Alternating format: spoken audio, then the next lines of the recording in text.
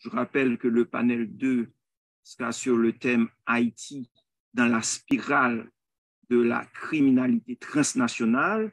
Il sera modéré par Madame Michaëlle Jean, ex-gouverneure générale du Canada. Bon débat. Merci. Merci infiniment, mesdames et messieurs, en vos titres, qualité, responsabilité et tout protocole à respecter. Je vous dis bonjour, bonsoir, dépendant de là d'où vous nous suivez. Greetings, honneur, respect. J'ai le privilège d'animer le segment consacré à la spirale du crime transnational en Haïti. Je m'appelle Michaëlle Jean, je suis née en Haïti, que j'ai quitté jeune adolescente avec ma famille en 1968, aucunement par choix, mais comme des centaines de milliers d'autres dans des circonstances dramatiques, des circonstances de violence absolue pour fuir une situation majeure d'insécurité dans le pays, une situation de répression brutale qui a fait des centaines de milliers de morts, hommes, femmes et enfants, des familles entières ont été décimées, et c'était sous le régime d'une violence inouïe de François Duvalier. Je l'ai vécu et je m'en souviens comme si c'était hier, n'en déplaise aux néo-duvalieristes qui aujourd'hui affirment de manière très décomplexée, démagogique et immorale leur nostalgie de cette époque sanglante. Ma famille est au nombre de celles qui, par milliers, ont trouvé refuge au Québec, au Canada, qui nous a accordé l'asile, la résidence permanente et finalement la citoyenneté canadienne pleine et entière. Mais Haïti n'a jamais cessé de marcher dans le sang. Haïti n'a jamais suspendu de marcher ensemble. Moi, je suis canadienne, moi, je suis ex-gouverneure générale, commandant en chef des forces armées d'Haïti, du Canada, pardon, commandant en chef des forces armées du Canada. Si on sait de circonstances dans l'histoire d'Haïti avec un pouvoir assassin, avec insécurité qui fait que en pile dans nous, tu es obligé de quitter le pays. Il retire jusqu'à droit de nationalité, nous. Mais si haïtienne moins faite, si haïtienne m'a mouru. Mon expérience de l'insécurité en Haïti ne s'arrête pas à mes années d'enfance dans ce pays, de mes origines. Je suis retournée au pays pour célébrer le départ de Duvalier-Fils en 1986. J'ai trouvé un pays en liesse et un pays de tous les espoirs avec la liberté de parole retrouvée. De retour à Montréal, j'ai écrit une série d'articles sur le sujet et je suis retournée encore en 1987, cette fois avec une équipe de l'Office national du film du Canada, l'ONF, pour un documentaire voulant témoigner de l'exercice du droit fondamental dont la population avait été dépossédée pendant les 30 années des Duvalier au pouvoir, donc le droit de voter librement. J'ai retrouvé la même armée macoute. J'ai retrouvé ces méthodes liberticides, la même terreur par le feu, par les armes et par le sang. Des citoyennes et citoyens confiants, leurs bulletins de vote en main ont été mitraillés dans plusieurs bureaux de vote. La veille, notre équipe de l'ONF avait été attaquée par une milice militaire fortement équipée d'armes et de projectiles de guerre. C'était en pleine nuit, au presbytère de Marchand-des-Salines, où nous devions dormir. Alors, je ne vous dis pas, je n'oublie pas les flammes, je n'oublie pas les détonations assourdissantes, les murs du presbytère traversés par la force de roquettes, ces projectiles de long calibre qui explosent et tuent par fragmentation. Nous étions allongés à même le sol et ces roquettes passaient au-dessus de nous. L'une d'elles a frappé la citerne sur le toit du presbytère. C'est ce qui nous a sauvés d'être brûlés vifs. Je ne serais pas aujourd'hui vivante avec vous pour vous le raconter. N'était-ce cette trompe d'eau qui a éteint les flammes? N'était-ce surtout, je veux le dire, le courage de la population de Marchand-des-Salines qui, à coups de pierre et en bravant la mitraille, a réussi à faire fuir la quinzaine d'hommes venus pour nous tuer. La vaillance de cette population née d'une histoire de résistance, une population choquée et en colère, était incroyable, car on voulait la déposséder par la terreur du droit d'avoir voix au chapitre. So when I see what Haiti is facing today, the multifaceted crisis that embraces all aspects of life, economic degradation, we spoke about it, dysfunction of institutions, we spoke about it, massive impoverishment, humanitarian stress and malnutrition, and above all, insecurity. From my experience, from what I know, what I remember, what I have suffered and witnessed of the Duvalier regime and the army in power, and what I've described is only a chapter in Haitian history. I can attest to the fact that we Haitians have been through this violence and total insecurity for generations, from even time immemorial, for centuries when we were totally dispossessed of our humanity, dispossessed of our fundamental human rights, dispossessed of our dignity and our freedom, condemned to be slaves from birth to death, treated as beasts of burden. Nevertheless, we resisted. And today, again, it's not about our so-called resilience, but our capacity to resist. That resistance has to be in rational terms, not just anger. And we are angry. We have all reasons to feel and to be angry. But our resistance must be carried out in an orderly fashion, knowing exactly what we are fighting against, knowing exactly what needs to change and how this change that we want to see can happen. But let's examine what Haiti is experiencing over and over. I remember the day of reflection organized on May 17, 2019, so 4 years ago already, by Université Quisqueya, on the theme of governance and security, which already challenged us in the dimension of the relationship of gangs with politics and the economy. According to most analysts, the insecurity that prevails in Haiti is linked to a form of political governance and an economic culture of rent and predation. The cause is primarily internal. At the same time, we must wonder about the singularity of the case of Haiti. If insecurity is a common fact in several developing countries and even in certain developing countries, the case of Haiti is very particular.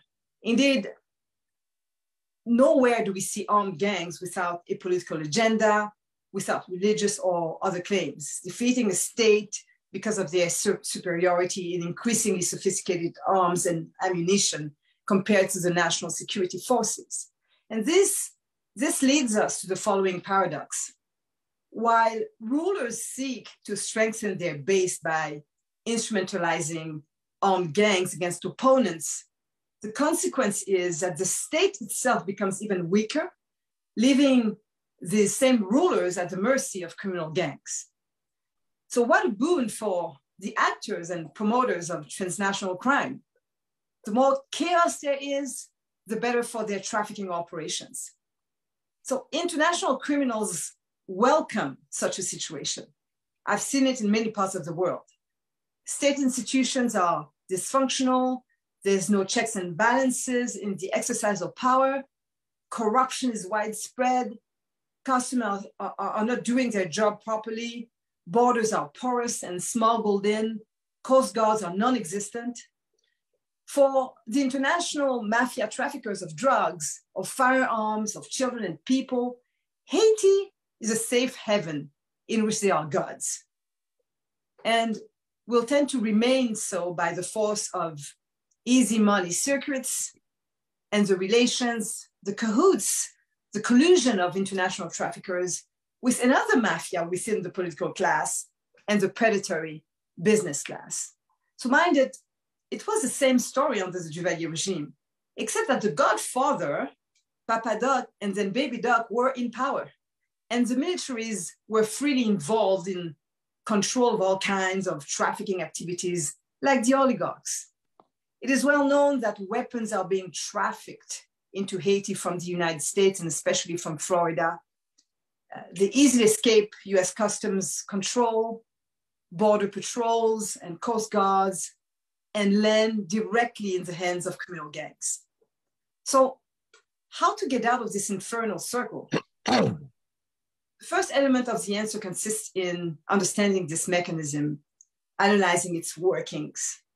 Thus, we will be able to expose to the face of the leaders of the region the danger that this infernal mechanism represents for our communities. The impact is continental. So perhaps at that point, they will agree, not just out of solidarity, but out of self-preservation, to build the necessary coalition to help Haiti get out of this trap? It is this family of questions that we address in this panel with our 4 speakers. I will ask, maybe I will start with Professor James Boyard, enseignant, chercheur à l'Université d'État d'Haïti, à l'UEH, depuis une vingtaine d'années, où il enseigne notamment le droit international, la science politique et les relations internationales, diplômé de l'ENA, de l'Université de la Sorbonne à Paris et de l'Université Jean Moulin, Lyon 3.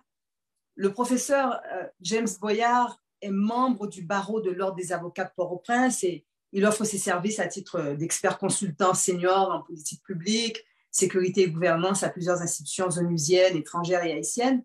Le professeur Boyard est aussi auteur de plusieurs ouvrages dont les plus récents sont Les grands débats et défis du système international, paru en 2020, et il est aussi l'auteur de Le procès de la sécurité, problèmes, méthodes et stratégies, publié en 2021. Alors, professeur Boyard, nous allons, avec les autres intervenants, énumérer à partir d'exemples bien appuyés les principaux champs de la sécurité, mais vous avez vous aussi couvert différents aspects de la sécurité en Haïti, sécurité nationale, sécurité publique, sécurité humaine et sécurité sociétale.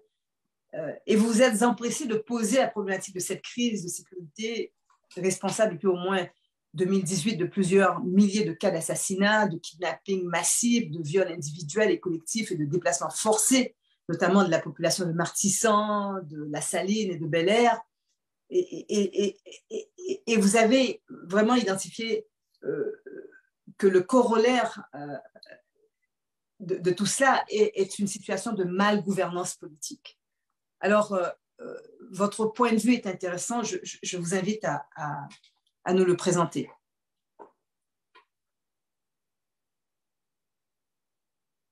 Bonsoir à tous et à toutes. Merci de l'invitation. Je m'adresse aux organisateurs et je salue également les copanélistes.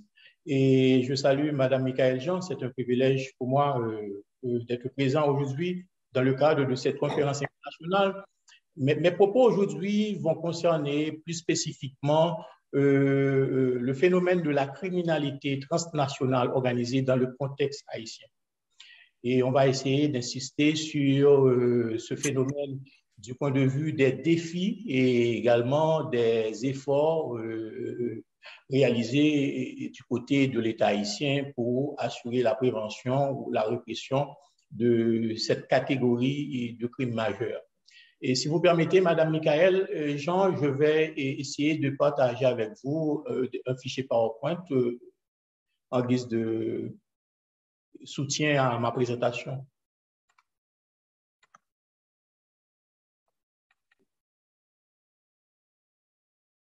Je ne sais pas si c'est fait.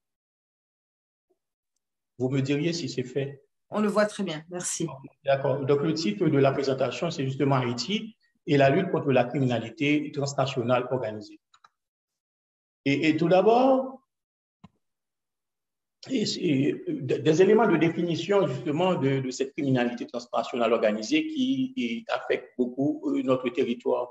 En termes de définition, on peut définir à partir de 3 éléments constitutifs de ce phénomène. D'abord, on entend par criminalité transnationale organisée une activité illicite.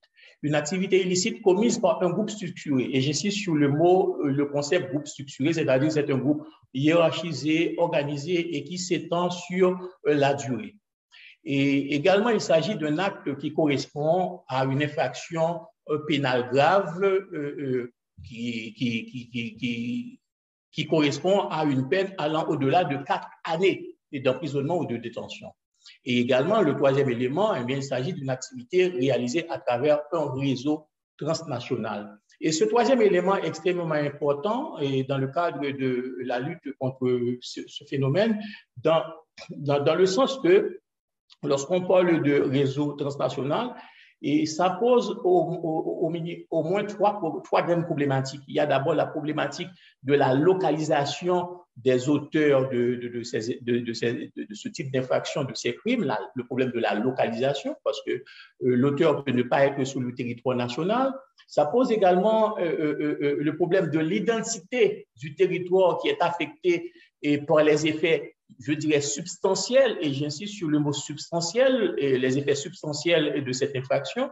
Et ça pose également le problème, la problématique de la détermination de la compétence juridictionnelle, ce qui va nous mettre en face de notre problème qui est le conflit de juridiction qui peut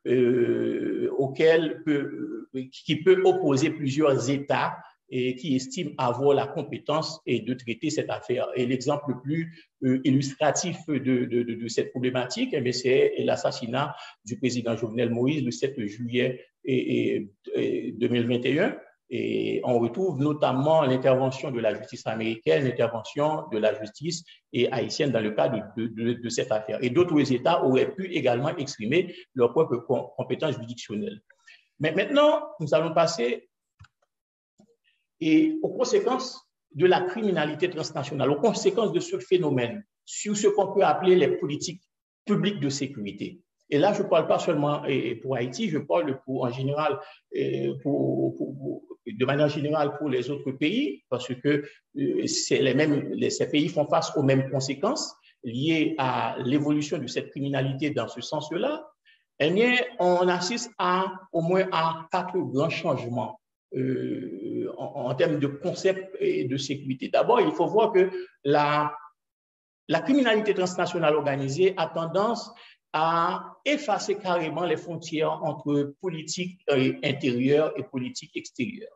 Donc, il y a une assimilation de la politique et de sécurité intérieure et de la politique de défense. Forcément. Pourquoi? Parce qu'il y a 4 changements. Il y a une désanctuarisation du territoire national. Le territoire national est désanctuarisé dans le sens que aucun pays ne peut jouir du privilège de protéger ses citoyens lorsque ses citoyens se trouvent sur le territoire national vis-à-vis d'un ensemble de risques ou de menaces étrangères. Et c'est le cas pour les États-Unis depuis l'attaque de 2001, l'attaque terroriste de 2001.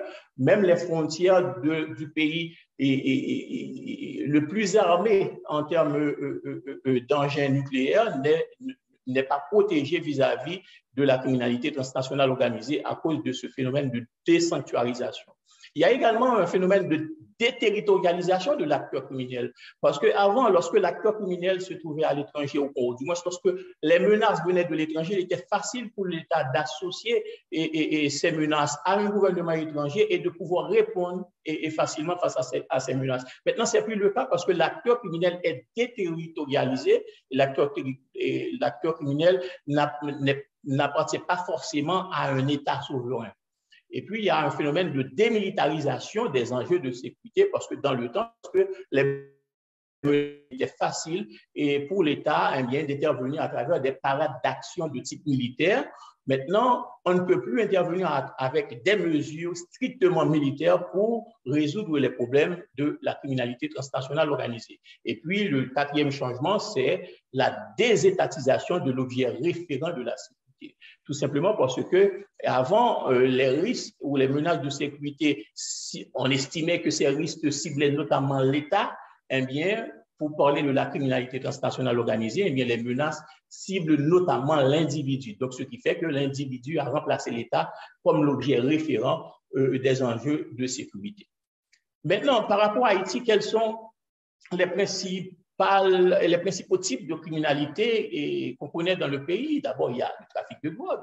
Et je vais les citer d'abord. Il y a la contrebande, il y a la fraude fiscale, la corruption, les traites des êtres humains, le trafic d'armes et de munitions et le blanchiment d'argent. Je vais peut-être insister un peu plus sur certains d'entre eux, tels que le trafic de drogue, tout simplement parce que c'est peut-être le type de criminalité transnationale organisée le plus connu en Haïti et le plus médiatisé en Haïti, et après le trafic d'armes et de munitions, bien entendu.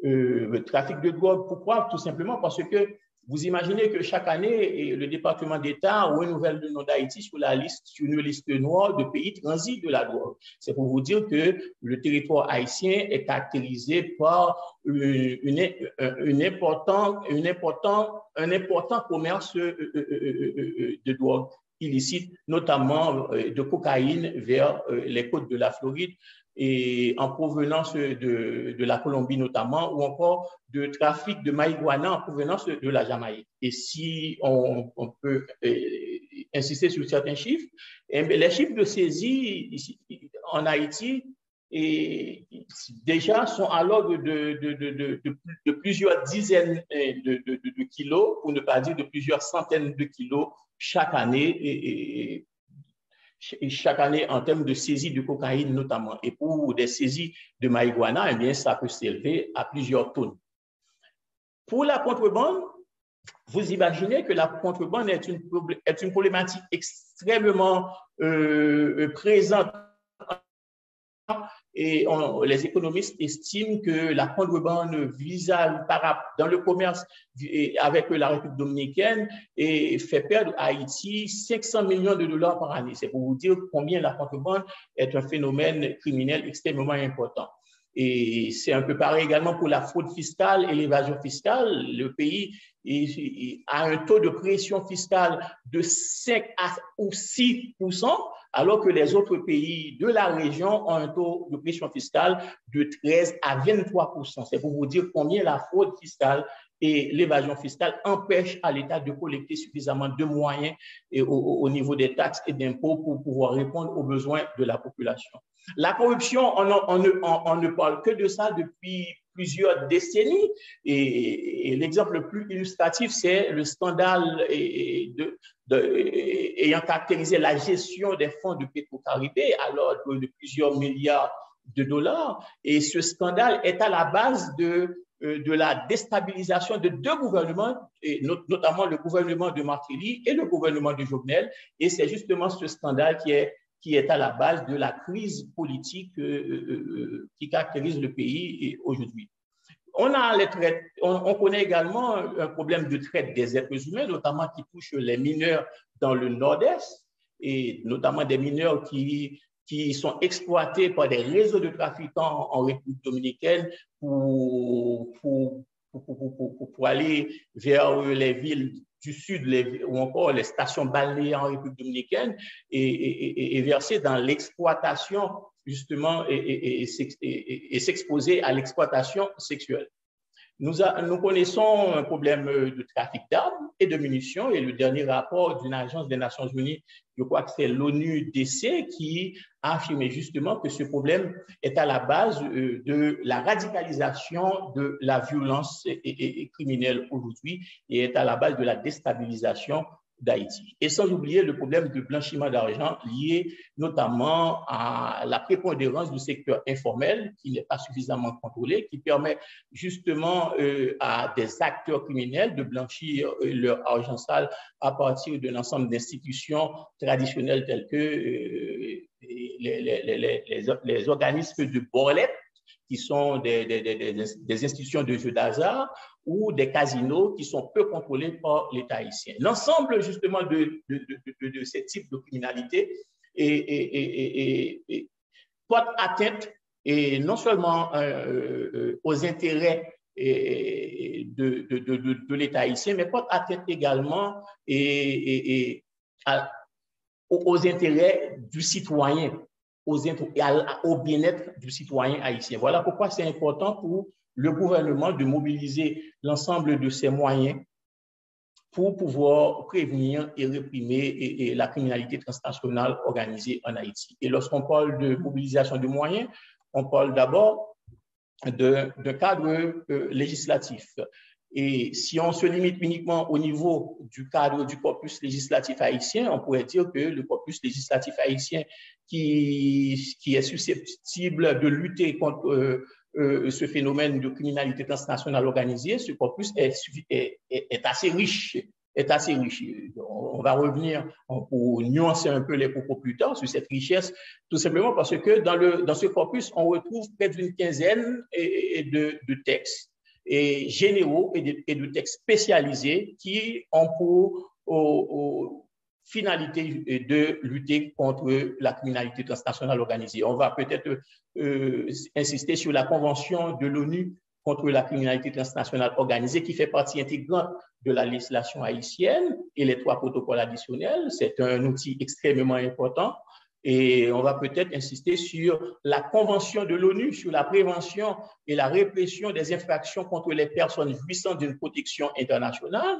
Et puisqu'on parle de personnes jouissant d'une protection internationale, eh bien, certains pays auraient pu quand même évoquer cette convention pour exprimer leurs compétences juridictionnelles dans le cadre de l'assassinat du président Jovenel, parce que les premières personnes à être protégées par cette convention, c'est justement les chefs d'État, et puis après viennent les ministres des Affaires étrangères et les diplomates. Et en dehors, à côté de ce cadre législatif, nous avons également un cadre institutionnel. Un cadre institutionnel, et on parle d'abord de la police nationale d'Haïti qui a été créée en 1994, et il y a des unités spécialisées de la police qui ont des missions spécifiques de lutte contre certains types de criminalité transnationale organisée, comme la police frontalière, et le bureau de lutte contre le trafic des stupéfiants, BLTS, créé en 1997, le bureau des affaires financières et économiques, et qui s'occupe justement des crimes financiers, créé en 1997. Il y a la cellule contre les crimes cybernétiques, c'est une cellule nouvellement créée seulement en 2019. On pourrait peut-être, si on a le temps, de revenir sur cette cellule particulièrement. Il y a l'unité d'enquête criminelle dont la création a été annoncée en juin 2023 après la fameuse réunion en conférence à la Jamaïque, et dont la mission, c'est justement de lutter contre les organisations criminelles majeures. Il y a également l'unité de lutte contre la corruption, la fameuse ULCC, et l'unité centrale de renseignement financier, l'UCREF, créée en 2001. Il y a la commission de lutte contre la drogue, la CONAL, créée en 2002, le comité de lutte contre le blanchiment des avoirs. On n'entend pas souvent parler, mais il s'agit d'un organisme de l'État. Il y a la Cour supérieure des comptes, traditionnellement, qui est chargée justement de s'assurer de la bonne gestion des dépenses de l'État, donc de lutter contre la corruption. Et à côté de ces instruments institutionnels, nous avons également des parades spécifiques qui sont organisées par les autorités étatiques ou judiciaires, telles que la mise en place et la formation qui est donnée à un ensemble de juges pour spécialiser ces juges uniquement dans le domaine de la lutte contre la corruption. Et il y a également lieu de noter le projet de création de... Alors, je crois qu'on fait face à un petit problème de transmission. Alors, ce qu'on pourrait faire, en espérant que M. Boyard puisse nous rejoindre et revenir vers nous, on pourrait peut-être continuer, et je pourrais enchaîner, si vous en êtes d'accord, M. Marc, avec M. Muggah. Est-ce que vous arrivez à le joindre, M. Lemarque? Oui, c'est une bonne idée, d'autant que nous sommes sur la même thématique. Donc, c'est un bon choix actuel pour la conversation amorcée par James.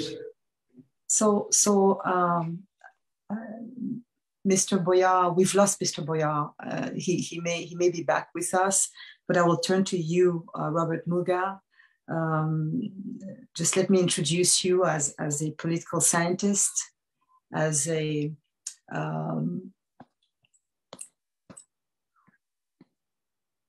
I think we're still trying to connect with Mr. Boyard, but yes. So let me introduce you as a political scientist, a security expert. Robert Muggah is the co-founder of the SecDev group and the Igarapé Institute, ranked the world's top social policy think tank in 2019 by Prospect magazine. He has a vast international experience, and Robert Muggah is a reference for his work on urbanization, crime prevention, arms control, migration, cybersecurity, the digital economy, conflict and development studies. his work on designing interactive platforms to map arms transfers. This is what we're really addressing now. Track homicide, predict crime, and promote police accountability is globally recognized. He was listed as one of the top 100 most important people in violence prevention and is a recipient of numerous honors. One of his organizations, the Igarapé Institute, was, and many of the participants at this conference will no doubt have already met Robert through this excellent report. Haiti in the drug and firearms trafficking circuit. He worked for the United Nations Office on Drugs and Crime, UNODC, that Professor Boyard mentioned. So the report establishes, among other things, how Haiti has transformed itself into a hub of transshipment for moving cocaine, cannabis, heroin, and amphetamines to the Dominican Republic, the United States, certainly also to Canada. So, Mr. Muggah, in your report, you say that Haiti remains a transshipment country for drugs. And I'm insisting on remains. It has been the case for decades, except that we can probably say that with the myriad of increasingly powerful armed groups, gangs, criminal organizations, more and more sophisticated, who have taken control of the capital, encouraged also by the full impunity they were given by Haitian leaders, and their very tight connections with all corrupt circles of power in a lawless country. These criminal organizations just took over. So please share your assessment of the spiral of transnational crime in Haiti with us.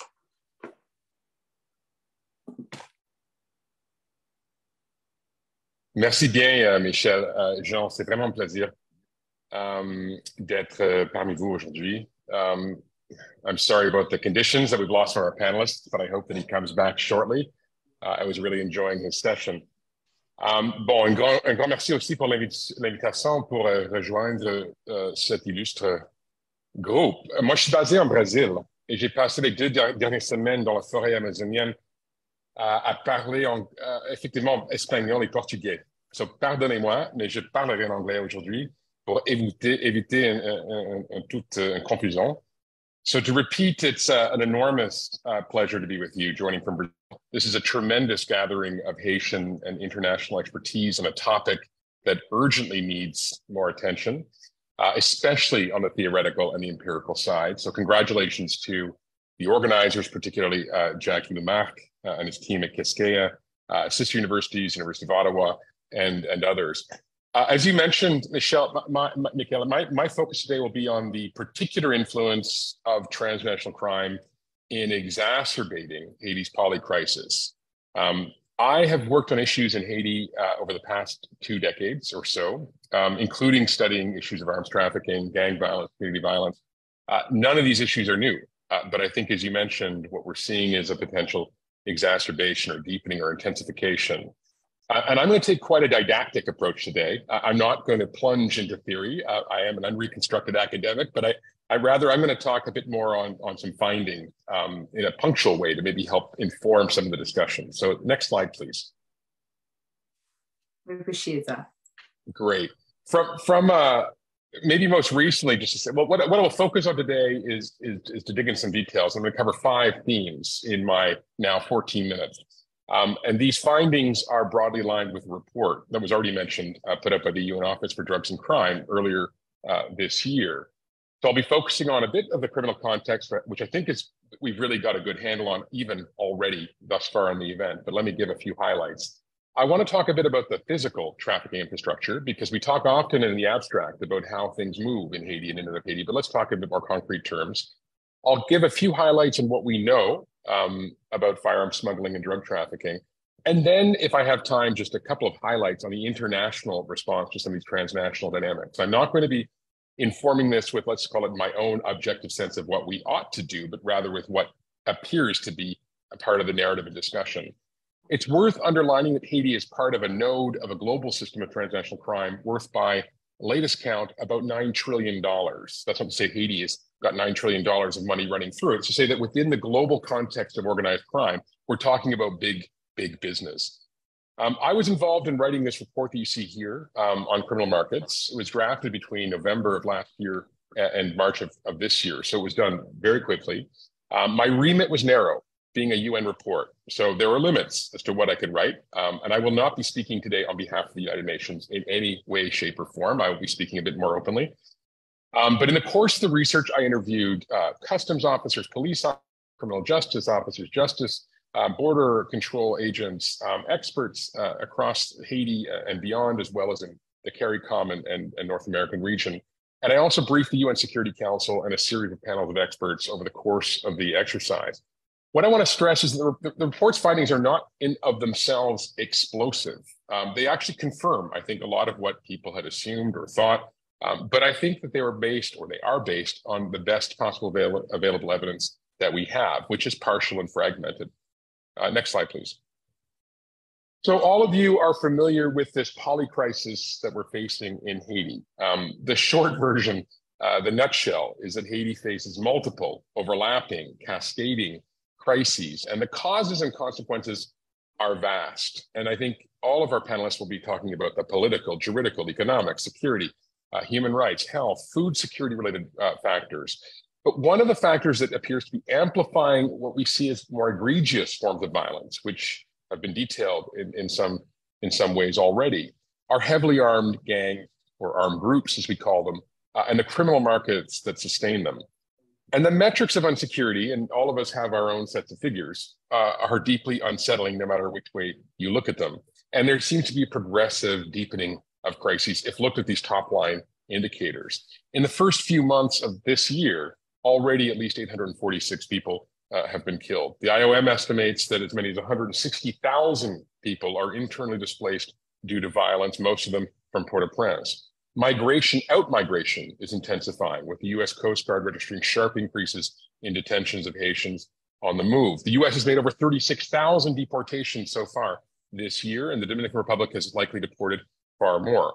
All to say, at this time of geopolitical uncertainty, global geopolitical uncertainty and volatility, Haiti's facing a precarious situation, certainly the worst I can recall in my 2 decades of working on the ground. And I would argue that the priority is minimum stability in the urgent short term. And I would argue elections, institution building, all of those critical issues, I would argue are extremely difficult, if not dangerous, without some rudimentary preconditions of stability being met. I don't think it's an either or necessarily. I think we're talking about complementary type activities, but I think we have to be very clear on the minimum conditions. Next slide, please. Concentrically speaking, at the center of Haiti's overlapping security crises, and this was mentioned by the prior panelists, are armed gangs. And they are a symptom and a cause of criminal violence and deepening fragility and impunity and all of the underlying issues about weak judicial systems and penal systems. Estimates vary, but there are somewhere in the order of 150, 200 gangs in Haiti, tens of thousands of members, varying types of members, predominantly male, involved.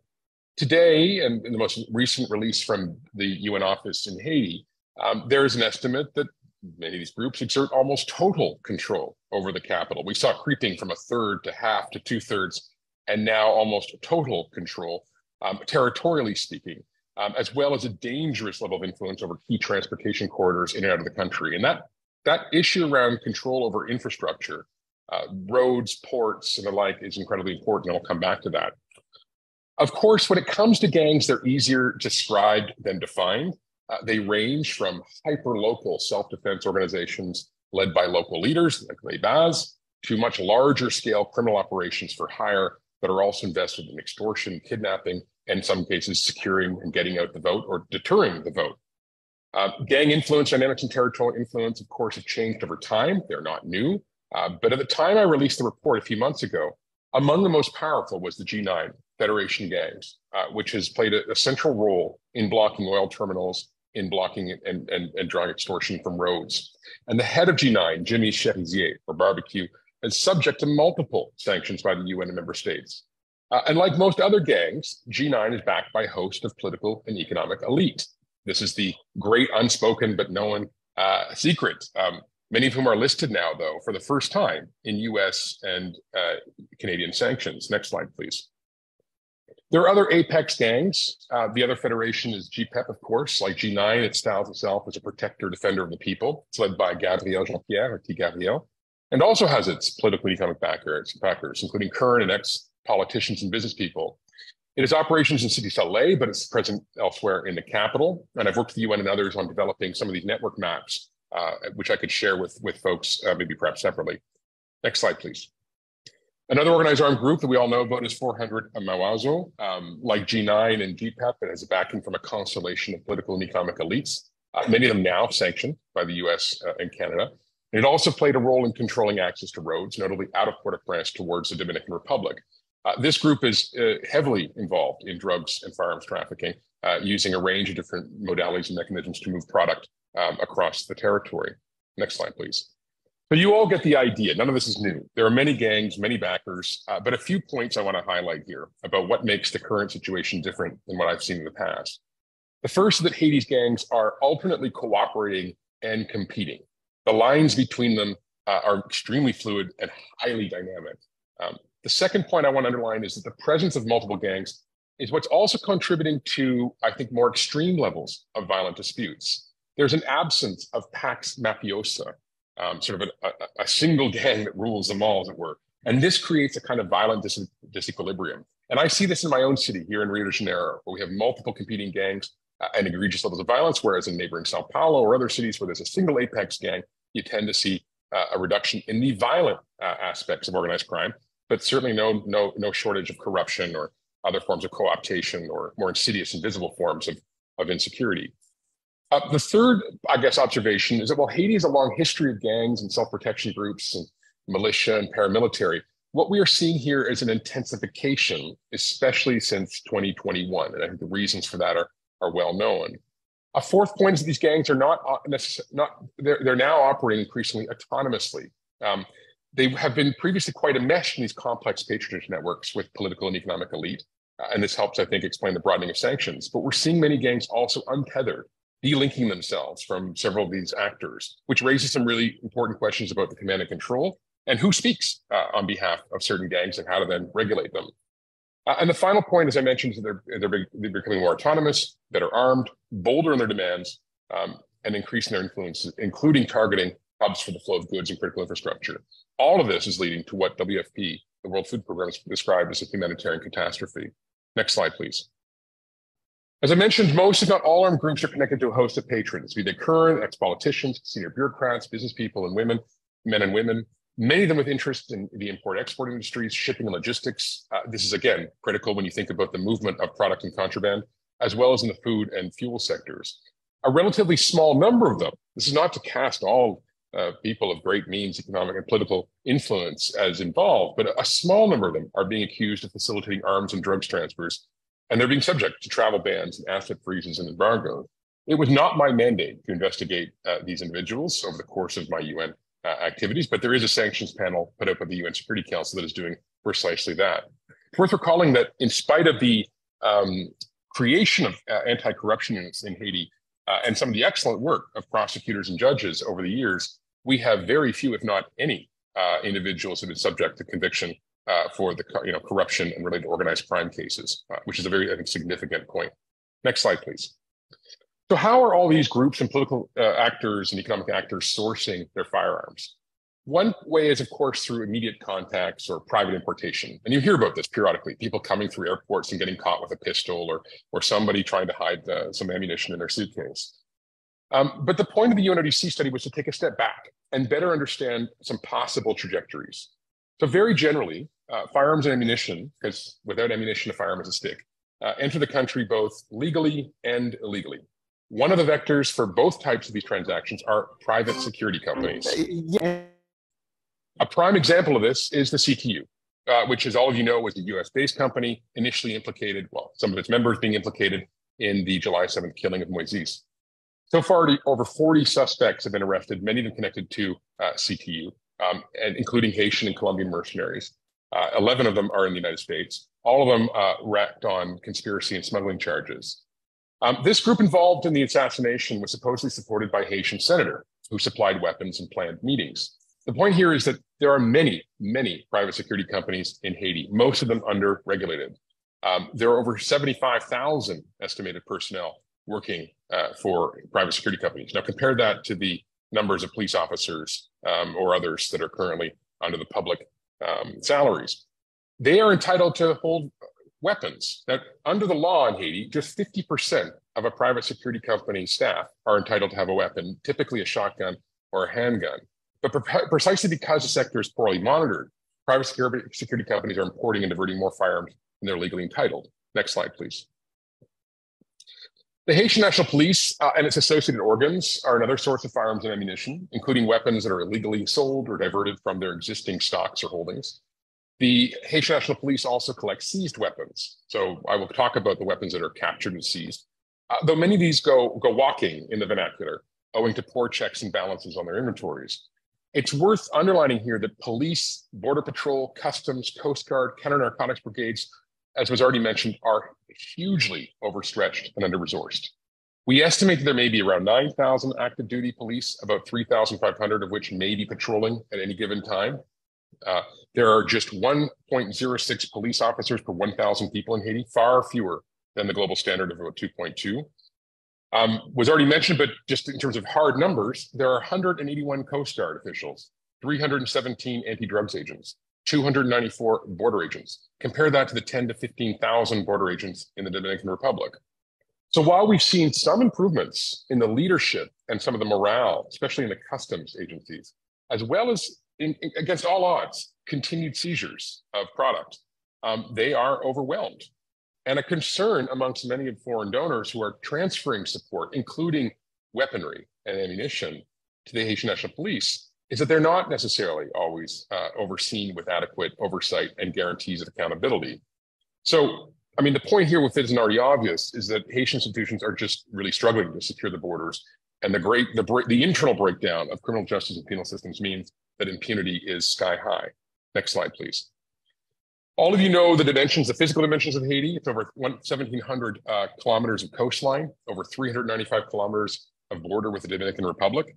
The country has around 15 ports with multiple public and private operators, sometimes operating in the same port. Port-au-Prince and Cap-Haïtien are the largest in terms of international shipping, but we have many others that receive feeder vessels, smaller vessels that bring product that often elude or are perhaps not as overly monitored by customs. Haiti also has close to, and this will come as a surprise to me, over 20 airports or airstrips. The two international ones that everyone knows here are Cap-Haïtien and Port-au-Prince, but there are many smaller hubs as well as other strips that perhaps have fallen into disrepair, but still can be used. The road network moves north-south and east-west with dozens of secondary and poorly maintained roads, many of those secondary roads managed by the Ministry of Environment with its own sort of force, as it were. And there are a few key border crossings with the DR, as you can see in this map, with significant movements of migration of Haitians and associated contraband. For the most part, firearms and ammunition are believed to come in via the northern and western ports or directly via the DR border. And drugs tend to transit both from northern parts in the Dominican Republic, in the case of cocaine, or from the southwest and south from Jamaica, in the case of cannabis. Next slide, please. An underrated, but I think significant issue are clandestine flights and runways. And Michaëlle, you mentioned this idea that Haiti is still a nodal point in transnational organized crime. Well, the truth is that Haiti has a long history of unregulated flights moving in and out of the country, especially during the 1980s, well, even since the 1970s, but really since the 1980s and 1990s, during the height of the Colombian cartels. And Pablo Escobar allegedly famously had a lodging somewhere in Haiti at one point. Haiti used to have dozens of clandestine runways, but many of these were shut down by MINUSTA when we had aerial oversight and surveillance capabilities between 2004 and 2017. However, there are still reports and accounts of smaller planes which are landing on roads and open fields, according to informants, with vehicles abandoned where required. Savandian is a place that's routinely cited as a site of the movement of transshipment of drugs. But I have to really stress this. There's very limited open source information available. Very few intelligence agencies have the capabilities of understanding exactly the nature of the overflights and what planes are registered or unregistered. Next slide, please. So when it comes to firearms smuggling, There are no verifiable statistics on firearms in circulation in Haiti. The estimates that are out there, based on a range of different metrics, are there somewhere between 250 and 500,000. But that gives you generally an order of magnitude estimate. The Haitian National Police have registered just under 40,000 in the country, but we can assume that that also dramatically undercounts the amount. So somewhere between 400 and 500,000 firearms in circulation. Haiti does not manufacture firearms, with the exception of a very small artisanal production and pipe guns that tend to be more dangerous to the user than to the would-be victim. So we have to assume that virtually everything is being imported. A large share is moved through brokers in shipping containers. It comes in through air freight, and it's hidden in trucks and cars. We're seeing firearms deviated, as I mentioned already, from public and private sources owing to weak oversight and control. And we often hear of these high-profile cases of major consignments being caught in Port-au-Prince or in Cap-Haïtien. Most firearms, though, I would argue, and the evidence bears this out, are coming in illegally by sea. The most significant source is Florida, where markups for firearms and handguns in particular can be upwards $500 to $5,000. And we're also seeing increasingly sophisticated automatic and semi-automatic rifles like Galeals and AR-15s and M4s and that go for much, much higher. Next slide, please. So the principal source is Florida, but it doesn't mean that all the firearms necessarily come directly from Florida. They come to Florida via what many people call the U.S. iron pipeline. So sourced in states across the United States with lower or looser gun regulations, whereby straw men typically purchase the weapon and then move the products to Florida, where after they're concealed in shipments, layered into shipments is the vernacular, and then destined for ports. Intermediary ports that are commonly coming up when it comes to the distribution of firearms into Haiti, so it's not just directly Florida into Haiti, are also Haïna in Dominican Republic, as well as through Jamaica, through feeder vessels. The primary border crossings in Haiti from Dominican Republic, based on data of seized weapons as well as intelligence, are Belladère, Dajabon, Malpass, and Pedernales. And there's an increasing number and caliber and higher caliber of firearms that we're seeing from the US, according to agents on the ground. In Haiti, though, a very disturbing development of the last, I would say, 6 to 12 months has been the targeting of customs agents, Haitian customs agents on site, and the closing down of offices as smugglers are looking to break the last final veneer of oversight and surveillance as they move product.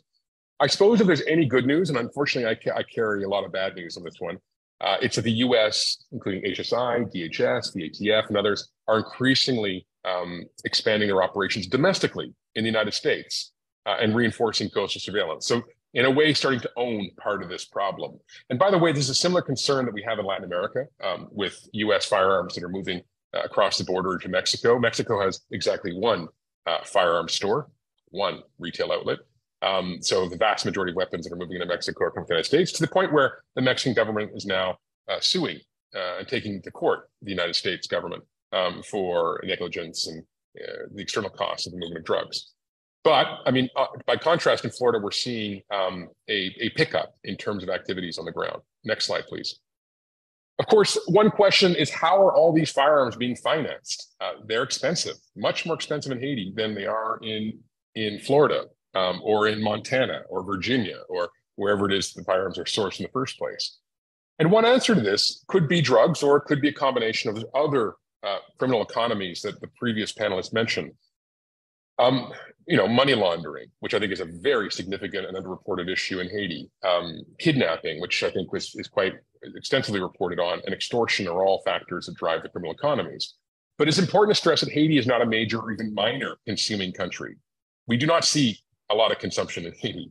Drugs are transiting via Colombia, Bolivia, Peru, which are the only producing countries in the world for cocaine, or Jamaica in the case of marijuana, and to markets in Dominican Republic or onwards to North America. So I would argue, though, that Haiti is a fairly modest transshipment country compared to neighbors in Central America or South America. That's not to say it isn't a problem, but in terms of the actual scale and volume, it's, I would say, somewhat significantly less. Next slide, please. Coming to an end here. So I fine, but we want what they. That was a wonderful interlude. Next slide, please. Drug smuggling.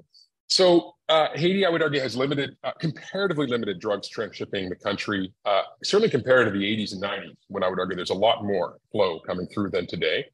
And especially when you compare to neighboring countries like Jamaica or Trinidad or South and Central America. And one could argue that Haiti represents a complicated bet for international drug traffickers right now. There's a high level of uncertainty. There's extensive surveillance from the US, and there's shifting dynamics in terms of, I think somebody's got their thing on. Would you please, your microphone, please? And Merci, Alex. Yeah, Mr. Muggah.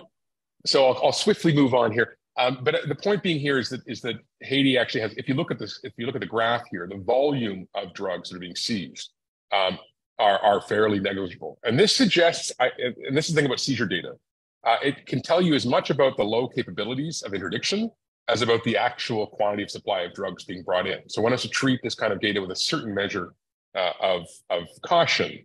But customs agents on both the United States side as well as the Haitian side suggest that they're maybe getting about 10% of the product that's moving through the country. So even if you were to 10x this, we're talking still about a fairly modest flow.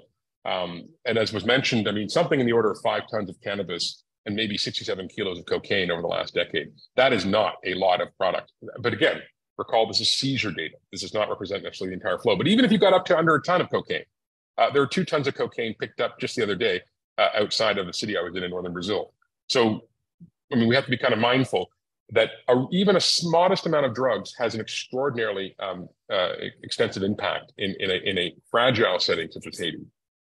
There are anecdotal reports increasingly of drugs being exchanged for firearms and ammunition, suggesting that they're playing a role in the financing of armed groups. And a major challenge is that Haiti has an exceedingly limited maritime and terrestrial capability of interdicting these shipments. There is just one single Coast Guard boat in Haiti. The others are being repaired or are in the shops in West Virginia. There are no scanners or X-ray machines in key ports, although I know UNODC is looking to change that in support of the Haitian customs authorities. So these are some of the challenges. Let me conclude then with just a few final observations. The focus, and I'm talking here more about the international response. I think that my fellow panelists will talk a lot more about what's happening locally in Haiti and all the complex and dynamic and vast-ranging activities underway. But in terms of the international focus, as everyone here knows, the United Nations Security Council has been pushing fairly narrow sanctions, pressing for dialogue and emphasizing humanitarian needs, all the while drawing attention to the grave and disconcerting situation in Haiti. Haitian authorities have called for this rapid action force. I think the first initial call from Henri was on 7th of October in 2022, and there's been a number of repeated calls since then. While initially resisting and opposed to this call, we're seeing some opposition coming on board. We're also seeing surveys suggesting growing support for some kind of international support, mindful of the legacy, the historical legacies, and the devastating outcomes of past UN-led interventions. It is not at all clear what the appetite is right now within the US or Canada or Brazil or Jamaica or elsewhere to support a international support mission to reinforce policing in Haiti. But there is a recognition that something has to be done, including restoring security through supporting the Haitian National Police, standing up more robust criminal justice institutions, training of police in the academies that were mentioned in the school. And I know that Canada, US, France, and others have been in heavy conversations about this. So, I mean, it's worth noting that even the threat of intervention has a potential deterrent role. It could be used to encourage perhaps more premature surrendering of gangs or more movement towards demobilization and reintegration. But practically speaking, what I'm hearing from most of the sort of donor partners is the focus on ramping up police capabilities, including anti-SWAT, anti-gang and SWAT, as well as providing material. And there have been a number of shipments already to date. So needless to say, the international situation is fluid, dynamic, and I would also argue challenging in a geopolitical context of Ukraine and Russia playing out, deepening tensions between China and the United States and all the rest. Next slide, please. The regional response, so if we step away from the UN and look more within our neighborhood, has also been, one could say, quite modest. there's been some regional operations on the drugs and firearms front with CARICOM underwritten by the United States, where a few hundred weapons were collected and several tons of drugs were seized. But the sense still, despite pronunciations and declarations, is that Haiti is not as significant a priority as it ought to be. And I think that where we see support is more towards early warning, support for some criminal justice training, deployment of police specialists. For its part, the U.S. has ramped up its activities in the neighborhood, as I already mentioned, including offshore. And there's a notable uptick in domestically in the United States in the Department of Justice in terms of prosecuting strawman purchasers, but not nearly the kind of comprehensive response that one would hope and expect from its neighbors. Final slides, please. So finally, in Haiti, the focus, of course, there are many areas of focus, but when it comes to drugs and firearms, the focus to date has been on strengthening police and customs. The Haitian government committed over $160 million to the Haitian National Police in 2023. That's a 50% increase on the previous year. An additional 714 officers, including a tenth of whom are women, or actually almost 20% are women, have also been added. The UN has set up a basket fund, as well as several, multiple bilateral measures that have been introduced to try to, again, shore up policing and customs capabilities. And given the sense that the national police aren't able to address these challenges alone, it's clear they're going to need more support and more sustained training and professionalization. And we're also seeing, I think, a rather important IOM effort to support border control officials as well as the exploration of assistance to ports, as I mentioned. But it's really hard to see how, in this context, national police alone or customs agents are going to be able to push back against increasingly emboldened and highly motivated gangs. Last slide, please. So in the medium term, if security and stability in the short term are priorities, in the medium term, there are others that we need, which is really around enhancing intelligence-led policing and community-led policing. These two priorities are critical. And that might seem really intuitive, but we're still talking about police forces that are putting pins in maps using very, very rudimentary geospatial data analytics, still not very coordinated across units. So there's a lot of work to be done, as well as building and rebuilding trust in communities. The recovering and holding of territory, given the spatial dynamics of crime and violence, is critical. As is improved information collection, strengthening investigations, bolstering criminal and penal justice, all topics that I think my colleagues are better placed to discuss than I am. So, I think one final point I'd leave, and it's been raised already, so let me just underline it, is the importance of anti-corruption and anti-money laundering efforts that must be strengthened, because I think in many ways, these are not necessarily groups that are always operating autonomously. They're deeply interwoven with existing political and economic institutions. And so, of course, at the end, none of this is going to work without this being sort of more predominantly Haitian-led and with really meaningful civil society engagement. And I think discussions like this are really critical to build up that evidence base, to engage people in public negotiation discussions about these priorities so that they're involved and they're not left out and excluded from these really critical discussions. So let me pause there and hand back to you. Thank you so much for this almost terrifying report, because you're going really in depth, into the issues and the facts and challenges. May I say that, when Canada dispatched 2 heavily equipped ships, including equipped of go-fast boats from the Canadian Navy to, I quote the words of Canada's Department of Defense, conduct patrols in and around the waters of Haiti, providing enhanced maritime situational awareness and supporting efforts to establish and maintain security for Haitians. I felt that was probably the biggest blow we could deal to the trafficking gangs by, intercepting their secrets at sea. You cut them off from their important sources of income linked to their trafficking, and you also cut them off from their supply of arms and ammunition. It is so necessary, as you described it, to route these boats which transport to Haiti the weapons and the combat equipment which allow the gangs to act with strong firepower.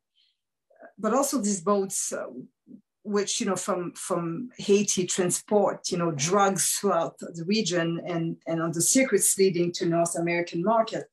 So what a disappointment it was to see these Canadian ships, by political decision, weigh anchor and leave when the work had not even started yet. So how did you feel about that yourself? Because the report that you've just presented was also financed by, with Canadian help, so they know the situation. That to me, I mean, I suppose my initial view would be sharing your disappointment and frustration, and the I would say narrow vision that's currently being offered. I mean, I think, obviously there are other things that are happening in the background and decisions being made around budgets and that I'm not privy to, and certainly there are political negotiations and that are happening amongst the various international actors. But I agree, as a nominal effort, providing support, physical support, where it's desperately needed, including in the logistical infrastructure to monitor borders, a basic function of sovereignty, of the functionings of state, together with the associated maintenance and operational and management capabilities that are required to keep these boats running. Because one thing is to give a boat, the other is to make sure that you maintain it and that it's provided with the kind of upkeep and care. I think to pull that back is a real blow. It's not the only thing that Canada can and should be doing. I think providing aerial surveillance, I think, is incredibly important. So that kind of raw intelligence that I know Canada is also supposedly also offering. I think fighting at source, looking at where the drugs are coming from and addressing through intelligence-led operations those actors who are involved in organizing some of these shipments, I think is also critical. That's how you're going to get most of the stuff. I think mobilizing CARICOM, which has not yet happened, is also going to be incredibly important because we need the neighborhood much more involved and active and proactive about these issues because it's a shared challenge. But at the end of the day, I mean, everything is imported into Haiti when it comes to drugs and guns. And it almost always comes via sea and more rarely from air and to some extent by road. And so this is a really critical part of the triad. I think we should be asking those kinds of questions more publicly. Yes, and I thank you very much. It's also very troubling to see how easy these boats can travel from. You mentioned that, from the United States, mainly from Florida, without any control from American customs and coastal guards, knowing perfectly, that this trafficking of weapons of war is happening and is going to be delivered to criminal organizations in Haiti. And when American Coast Guards really, monitoring and stopping boats, of poor migrants, who are trying. The parallel observation the parallel observation I'd make, Michaëlle, is that if the U.S. and all of its resources and all of its capabilities is unable to fully maintain control over its 3 or 4 ports there in the southern part of the Everglades and down near Miami, imagine how difficult it is for a country like Haiti with vastly limited resources and capabilities to do the same.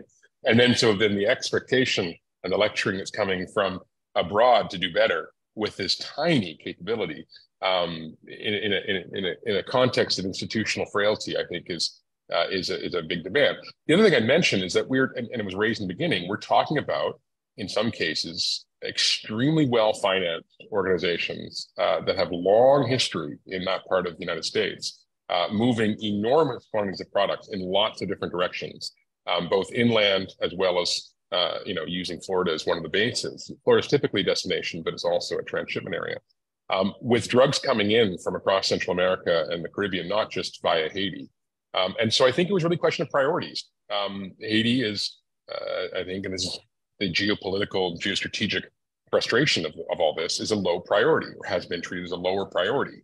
And the concern has been more about migrants coming in than drugs going out or guns going out. So I think that several embarrassing seizures, there have been a couple of quite spectacular seizures, involving US-based NGOs or who are sort of used as a mule unintentionally in some cases, coupled with US-made weapons that are being shown in the news, I think has prompted a kind of reaction and a recognition. And I think some of this resistance we're seeing in Latin America to the export of the negative externalities of the drug war are also raising attention, and maybe a more sympathetic administration right now is drawing more attention. But I would add this is a state level, it's federal, but it's also a state level initiative to try to get some of their own house in order. So it's a big challenge, and Haiti is one of the nodes in the system. And I think now increasingly we're seeing a bit more prioritization happening from the United States. So in any case, lots of fodder, lots to discuss. Thank you so much. I think Professor James Boyard is back. Vous êtes là. Professeur Boyard, vous avez entendu l'exposé fait par Robert Muggah, et tous ces éléments qu'il a apportés ne vous sont pas non plus étrangers. Non. Il a aussi parlé de toutes ces pistes d'atterrissage clandestines, tous les arrivages par voie terrestre en provenance de la République dominicaine. Et la question que l'on peut se poser aussi est: que fait-on des armes saisies lorsqu'elles sont saisies? Où aboutissent-elles? Au sein de la police elle-même, on a même eu vent de certains trafics. Donc, si vous pouviez peut-être réengager votre parole partant de ces questions-là et de l'exposé qu'a fait monsieur Muggah, s'il vous plaît. Et mon point de vue rejoint le point de vue de monsieur, de l'intervenant de tout à l'heure à plusieurs niveaux, surtout dans les chiffres et dans les dynamiques, les mécanismes liés aux acteurs criminels et au marché et criminels en Haïti. Et évidemment, mais par rapport, pour répondre à la question spécifique sur l'aboutissement et des armes saisies, je dois dire qu'il y a une procédure en Haïti. Toutes les armes confisquées relèvent de la compétence de la justice. Donc, ce qui fait que même la police nationale ou l'unité qui a confisqué ces armes ne pourrait pas réutiliser ces armes sans une autorisation spéciale donnée par le commissaire du gouvernement. Donc, les armes confisquées sont des pièces à conviction qui sont détenues par la justice. Et même lorsque ces armes sont stockées par la police, c'est sur la demande justement des autorités judiciaires.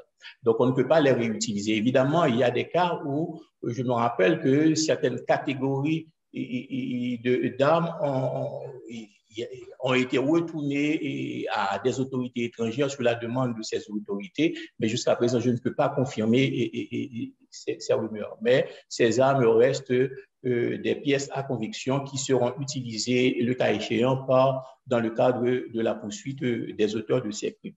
Maintenant, évidemment, le processus d'armement et des gangs armés n'a pas commencé à partir du trafic international. C'est évident parce que les gangs armés ont toujours existé et les gangs armés ont pu profiter également d'un contexte politique institutionnel défaillant.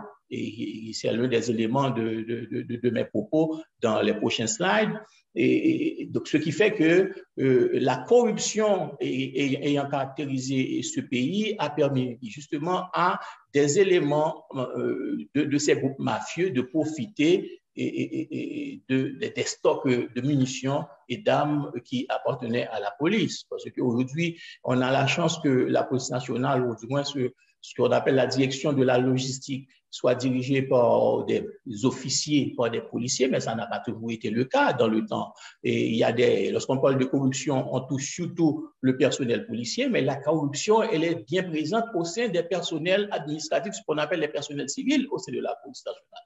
Et ce sont ces personnels qui avaient la haute main sur la gestion des stocks d'uniformes, des stocks de munitions et des stocks d'armes au sein de la PNH. Et il y avait également une pratique au sein de la PNH, il faut le dire, qui a permis d'alimenter justement le milieu mafieux dans le temps. Mais c'était le fait pour celui qui est à la tête de l'institution ou qui est à la tête de de cette direction de la logistique de séduire les autorités parlementaires nouvellement élues en leur offrant gracieusement des armes et des munitions en provenance des stocks de la police. Et Dieu seul sait combien de ces armes et de munitions ont atterri dans les mains justement des gangs armés qui sont proches de ces anciens députés, de ces anciens sénateurs. Donc, est-ce que vous souhaitez poursuivre avec... Oui, si possible, parce qu'il y a des éléments relativement importants à dire sur la question, et il nous reste quelques slides. Est-ce que vous permettez que je partage à nouveau? De manière brève, mais je vous en prie, c'est important.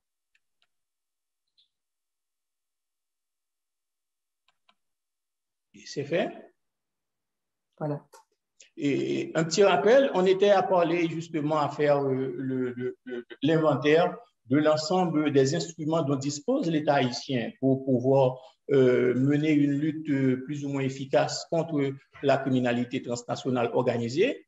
Et lorsqu'on parle d'instruments, on avait mentionné le cadre législatif, et à travers plus d'une quinzaine de textes législatifs à la fois généraux et spécialisés qui abordent la question.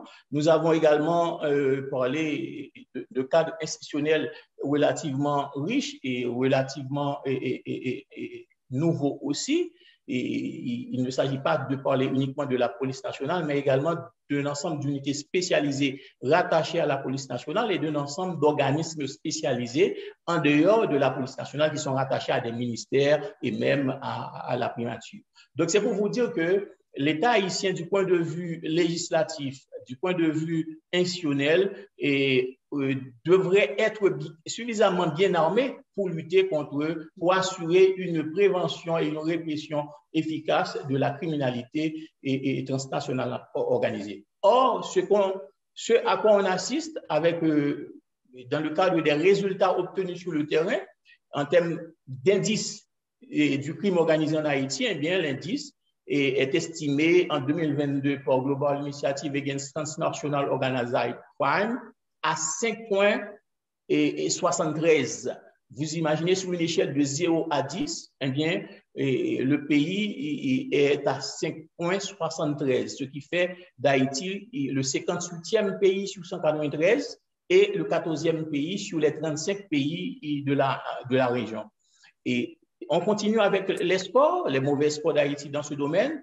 Et le score d'Haïti en matière de corruption, eh bien, avec 17 sur 100 comme score, eh bien, Haïti est classé par Transparency International à la 171e place sur 193 États, ce qui fait d'Haïti le pays le plus corrompu en termes de perception au niveau de la Caraïbe.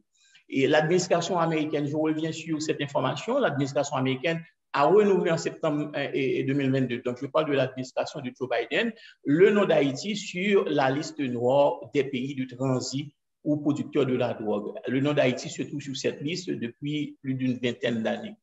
Et puis, il y a le groupe d'action financière, GAFI, qui a placé Haïti depuis juin 2021 sur une liste grise de 22 pays soumis à une surveillance accrue en matière de non-respect du protocole de lutte contre la criminalité transnationale et organisée et contre le financement du terrorisme. C'est pour vous dire que, en termes de résultats, les résultats ne sont pas à la hauteur de tous les instruments à la fois institutionnels et législatifs dont dispose Haïti. Pour quelles raisons? Eh bien, pour plusieurs raisons. Parce que d'abord, il faut parler que le territoire haïtien est caractérisé par une grande prévalence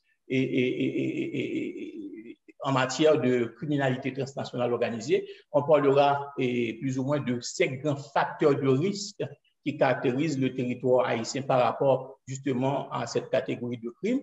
Il y a le déficit de gouvernance politique. Oui, on en est là, on est obligé de le dire. Et le déficit, le mal-gouvernance politique est à la base de l'ensemble de la contre-performance de ces institutions et de ces instruments de lutte contre la criminalité, tout simplement parce que lorsqu'on parle du recul de l'impunité et de l'état de droit qui a permis à des individus ayant des antécédents douteux d'accéder à des postes de responsabilité au sein même de l'appareil d'État, eh bien, une fois arrivé à ces postes en tant que député, en tant que sénateur, en tant que ministre ou autre, eh bien, ces hommes politiques profitent justement de leur position et de leur immunité pour interagir avec le milieu, le marché criminel international. Et sans compter que l'instabilité politique a un effet démoralisant et déstabilisant sur les institutions que je viens de citer là, qui avaient la charge de la lutte contre cette criminalité.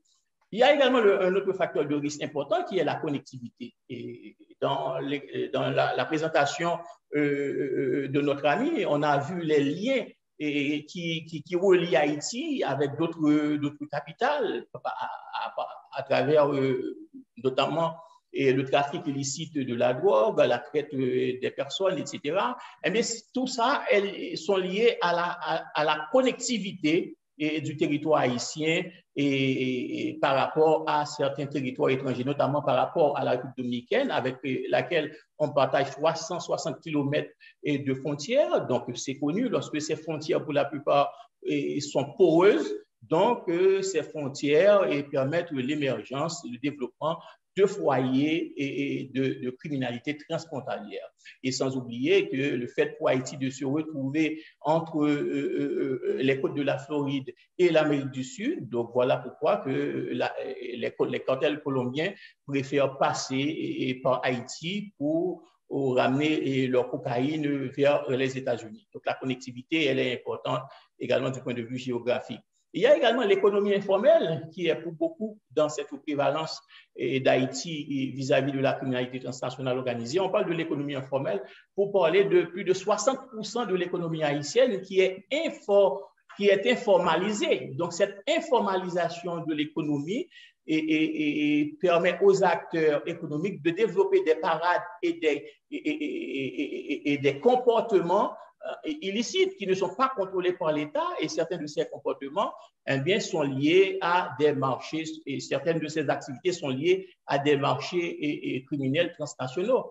Il y a également le mal gouvernance institutionnelle, dans le sens que, et c'est vrai que Haïti il ne peut pas se plaindre en matière d'institutions spécialisées dans la lutte contre la criminalité transnationale organisée, mais la plupart de ces institutions que je venais justement d'évoquer, ne sont pas suffisamment outillées en ressources humaines et en termes de ressources techniques et en termes de moyens logistiques et technologiques pour mener à bien leur mission. Le plus souvent, le gouvernement haïtien n'a pas la possibilité d'avoir des renseignements et de suivre justement le flux de l'ensemble de trafic, y compris le trafic d'armes, y compris la traite des êtres humains. Il y a également comme facteur de risque et les déficits, ce qu'on appelle les déficits technico-légaux. D'abord, déficit technique dans le sens qu'il y a les cadres haïtiens, les experts haïtiens, les fonctionnaires haïtiens qui travaillent dans ce domaine-là ne bénéficient pas de transfert de bonnes pratiques, de suffisamment de transferts techniques ou de transferts de technologie pour pouvoir mener à bien leur mission. Je l'avais déjà évoqué, mais également, même lorsque tout à l'heure j'avais évoqué un ensemble de textes relativement importants, mais certains de ces textes restent des textes anciens qui n'arrivent pas à appréhender les nouvelles formes de la criminalité transnationale organisée. Et j'avais fait exprès dans le slide qui représentait les catégories et de crimes transnationaux organisés qui caractérisent Haïti. J'avais fait exprès de ne pas mentionner la cybercriminalité, tout simplement parce qu'on n'a jusqu'à présent pas de texte légal, de législation sur ce domaine. Donc, c'est pour vous dire que Haïti a du mal, du point de vue législatif et juridique, à appréhender certaines formes de la criminalité transnationale organisée. Maintenant, on ne va pas terminer sur une mauvaise note. Est-ce qu'il y a des perspectives? Oui, il y a des perspectives. Et les perspectives, c'est ce que je propose. Et je crois que certaines de ces perspectives retrouvent des propositions de notre ami de tout à l'heure. D'abord, il faut commencer par assainir la classe politique. Assainir la classe politique. Donc, moi, je dis, écoutez, avec les sanctions internationales, ça nous offre également l'occasion, justement, d'assainir cette classe politique, de revenir avec la moralité et sur la scène politique et de permettre à des citoyens honnêtes d'accéder aux postes de responsabilité au sein de l'État. Donc, il faut nettoyer, il faut un gros coup de balai au sein de la classe politique haïtienne afin de dégager ces acteurs criminels qui se cachent derrière leurs fonctions de députés, les fonctions de sénateurs, etc. Et il y a également comme possibilité, et il faut renforcer le cadre législatif, évidemment. Et déjà, il nous faut un nouveau code pénal, parce que ce code pénal est désuet et c'est un code pénal qui date du 19e siècle. Donc, il nous faut un nouveau code pénal qui pourrait adresser les nouvelles formes de criminalité et de nouvelles procédures, des procédures plus efficaces en termes de poursuite. Et puis, il faut réorganiser le cadre judiciaire de lutte contre la criminalité transnationale organisée. Parce que tout à l'heure, j'avais mis l'accent sur certains parades provisoires mis en place par le gouvernement ou encore par l'ULCC pour adresser la question de la lutte contre la corruption. Mais il nous faut des pôles carrément, il nous faut compter sur des pôles judiciaires spécialisés dans la lutte contre la corruption, un pôle judiciaire spécialisé dans les crimes majeurs tels que le trafic international de la drogue et la traite des êtres humains, etc. Et donc, il nous faut compter sur ces pôles judiciaires pour rendre la justice plus performante en termes de poursuite de ces criminels, en termes de lutte contre les marchés criminels en Haïti. Et puis, finalement, il faut améliorer les procédures de coopération pénale internationale. Donc, ce qui fait que Haïti représente ce que je peux appeler le maillon faible de la chaîne de sécurité régionale. Donc, la communauté internationale doit renforcer la capacité des institutions haïtiennes à pouvoir intervenir et de manière plus efficace dans la lutte contre la criminalité transnationale organisée à partir de la fourniture de moyens à la fois techniques, logistiques et technologiques. Sur ce, je vais m'arrêter là.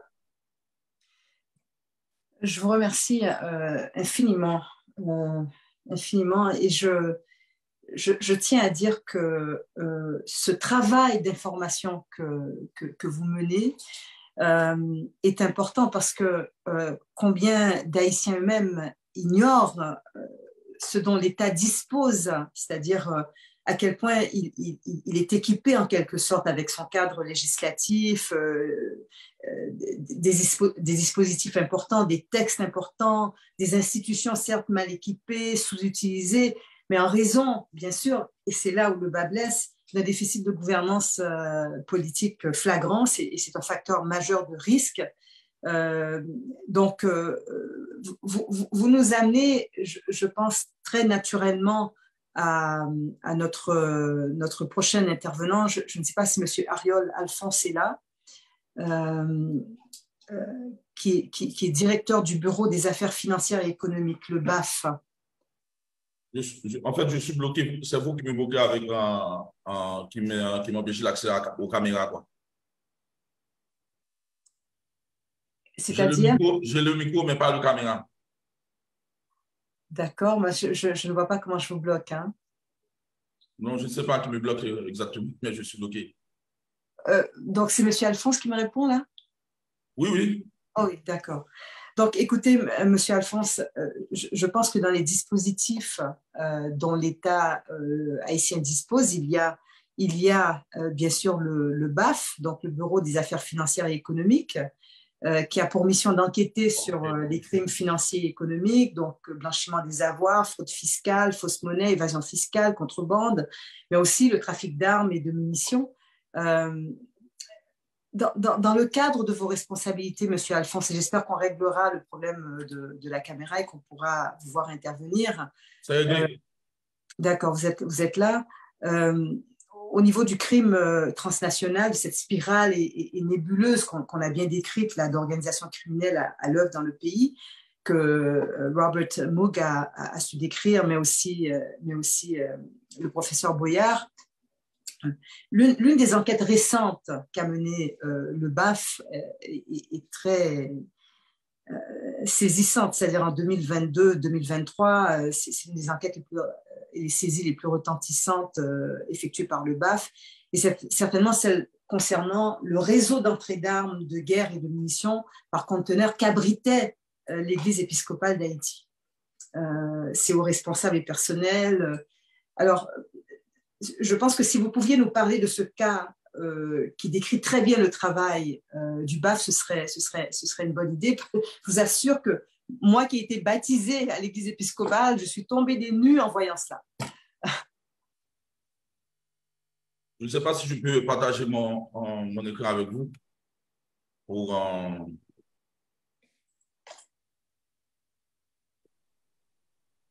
Je ne sais pas si c'est là. Je ne sais pas si vous voyez mon écran. Ben non. Non, je ne le vois pas. OK. Attendez. Une minute.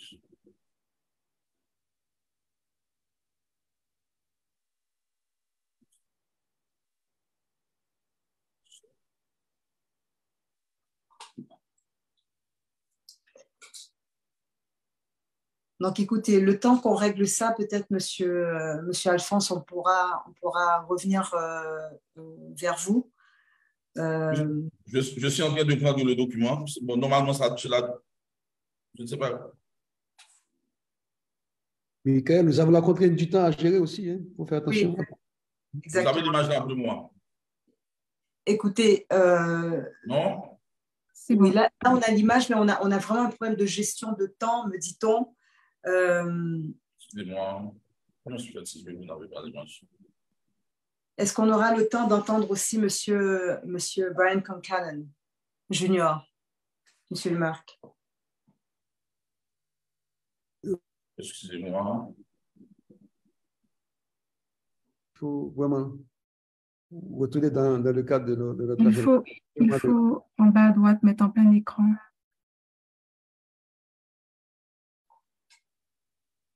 Nous voyons votre document, mais si vous pouviez rapidement nous parler de cette intervention. Vous voyez le document là pour le moment? Oui, nous le voyons. Là, vous voyez le document, non? Oui, on le voit très, très bien, oui. OK, merci. On va passer rapidement. Bon, normalement, je vous remercie pour l'invitation que vous m'avez faite. Je remercie également les panélistes. Je pense que les deux panélistes m'ont aidé. Je vais aller beaucoup plus vite parce que là, certains éléments théoriques ne seront pas présentés dans le cadre de ce travail. Je dois dire que la présentation que je dois vous faire concerne la corruption, sous-développement et banditisme, le trilemme infernal nourrissant l'insécurité en Haïti. Normalement, j'aurais pu essayer de vous parler de tout ce qui concerne la criminalité organisée transnationale, mais à mon avis, l'un de nos défis, l'une de nos difficultés pour le moment et qui a de grandes répercussions sur la situation actuelle dont nous vivons pour le moment dans le pays, c'est la corruption qui nous pose beaucoup de difficultés.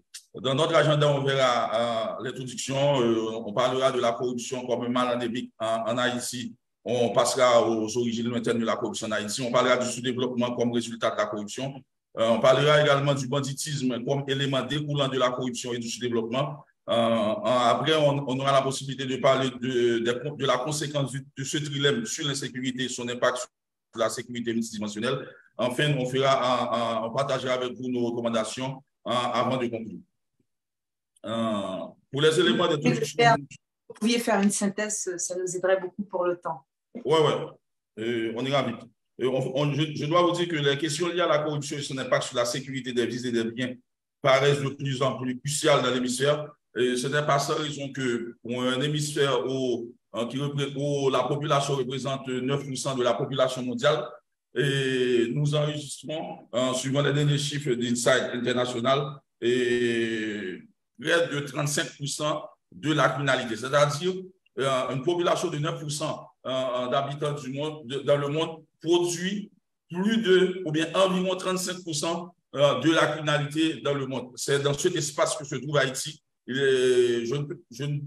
En fait, on ne peut pas dire qu'il est normal que Haïti se trouve dans cet état parce que normalement, ça fait environ, on va dire, 10, 15 ou même 20 ans que la situation a pris cette vitesse pour nous amener à l'état actuel où on est pour le moment.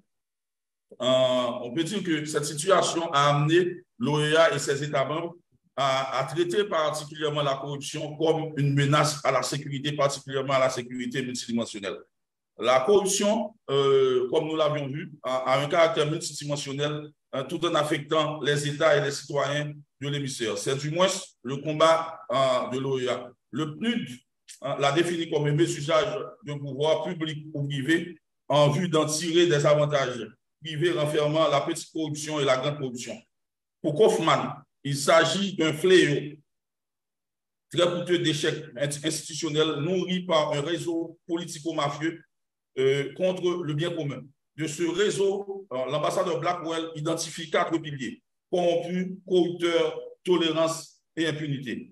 Les causes de la corruption, pour nous, sont multiples. Difficile de pratiquer la vertu sans un minimum de bien-être, nous disait déjà Thomas d'Aquin. Cela ne suffit pas pour autant à expliquer les causes profondes de la corruption. Le but déduit qu'elle découle de défaillances gouvernementales, administratives et d'inégalités socio-économiques. Alors que Sorge et Matuchelli, ils décèlent une culture de la transgression, des faiblesses institutionnelles et des disproportions entre risques calculés et sanctions mitigées, là où Calderon y voit des violences structurelles et culturelles. Les conséquences de la corruption sur nos sociétés sont énormes. Catastrophe humanitaire permanente selon Costa, elle affaiblit durablement les institutions et impacte sous plusieurs formes la sécurité multidimensionnelle. Ainsi, notre premier point va se porter sur la corruption comme un mal endémique en Haïti. On verra, on parlera des origines lointaines de la corruption en Haïti. À ceci, je dois faire intervenir une approche, une démarche d'Aaron Acemoglu qui nous disait déjà que en essayant de chercher les causes du sous-développement dans certaines parties du monde, est parti bien loin pour faire la différence entre les colonies d'exploitation et les colonies de peuplement, pour essayer de distinguer que dans les colonies de peuplement, les éléments qui étaient mis en place favorisaient une certaine forme de développement des peuples. Alors que dans les colonies d'exploitation, tous les éléments liés à la corruption étaient mis en place pour favoriser l'exploitation de ces colonies. Ce qui fait que pour quelqu'un comme Aaron Acemoglu, il est normal que, surtout dans les pays de l'Amérique latine, et particulièrement des pays comme Haïti, qu'on enregistre ces chiffres forts liés à la corruption parce que la corruption avait déjà été implantée même dans les colonies de ces pays. En fait, à partir de cette approche et de nos constats, on a pu comprendre que la corruption est devenue comme un élément très complexe et multidimensionnel en Haïti. Et normalement, l'état des lieux que nous constatons ne tient pas seulement des chiffres de Transparency internationale, mais la corruption en Haïti est à la fois une preuve et une épreuve pour les Haïtiens, pour les institutions haïtiennes et pour les structures haïtiennes. Maintenant, ce qui fait que, en nous tenant aux démarches d'Acemoglu et au constat qu'on a fait, on a pu comprendre que le sous-développement en Haïti n'est autre que le résultat de la corruption, ou bien comme le sous-développement n'est autre que l'un des résultats de la corruption. Pour ce, voyons que le sous-développement est une cause majeure de la corruption et les signes de cet élément ne sont autres que les défaillances gouvernementales et administratives d'après le PNUD. On y enregistre également les inégalités socio-économiques. On la voit également comme des formes de culture de la transgression. D'ailleurs, c'est ce qui a été déjà mis en place et conçu par Sorge et Matuchelli. et qui y voit également dans la corruption des signes prouvant des faiblesses institutionnelles, où on y voit également des disproportions, des risques calculés versus sanctions mitigées. Et tout comme on a pu comprendre que comme élément dans le sous-développement qui provient de la corruption, on a pu comprendre qu'il y a également des violences structurelles et culturelles, ce qui a été bien défini par Calderon. En ce sens, nous voyons ou bien nous constatons l'énormité des conséquences de ces indices sur non seulement les structures, mais sur les institutions et sur le pays tout entier. Ce qui nous amène à comprendre que par rapport à la situation actuelle, on a pu comprendre que c'est une catastrophe humanitaire permanente, et ce qui a été bien défini par Costa, tout comme on la voit comme un affaiblissement durable des institutions. Également, cela influence directement, une influence directement sur les indices de la sécurité, multidimensionnels. Et particulièrement des formes de sécurité nationale, des formes de sécurité publique et des formes de sécurité humaine que l'on verra tout à l'heure. À ceci, nous pouvons dire que ce sous-développement provenant de la corruption n'est pas une fatalité, mais sauf que là, pour le moment, étant donné que nous ne prenons pas les vraies mesures pour essayer d'endiguer, de l'endiguer ou bien d'endiguer à la fois la corruption et les éléments y afférents, on se trouve plongé dans cette forme de sous-développement que nous assistons encore dans le pays. Dans ce troisième point, on doit parler du banditisme comme élément découlant de la corruption et du sous-développement. Et parmi les deux premiers éléments soutenant le banditisme par rapport à la corruption et au sous-développement, on a la tolérance et l'impunité qui sont deux piliers de la corruption, comme le disait déjà Blackwell.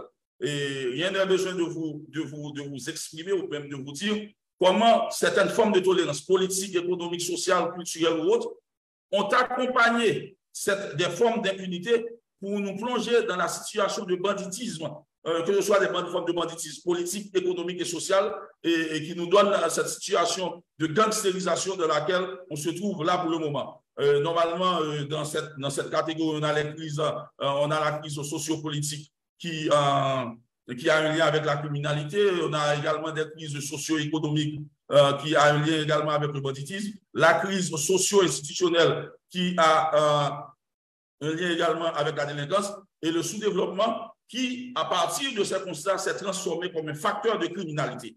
Facteur de criminalité pour quelle raison? Parce que ce soit à l'intérieur de la sphère politique ou à l'intérieur de la sphère économique, en essayant de chercher des terrains on va dire, beaucoup plus court, en essayant de passer par des chemins sinueux, eh bien, les élites politiques et les élites économiques ont essayé de créer d'autres formes parallèles à l'État pour essayer de résoudre le problème. Ou bien, s'ils n'arrivent pas à corrompre les institutions ou les structures de l'État, ils mettent en place, on va dire, des structures informelles, des structures parallèles pour essayer de garantir leurs intérêts et leurs avantages et leurs privilèges.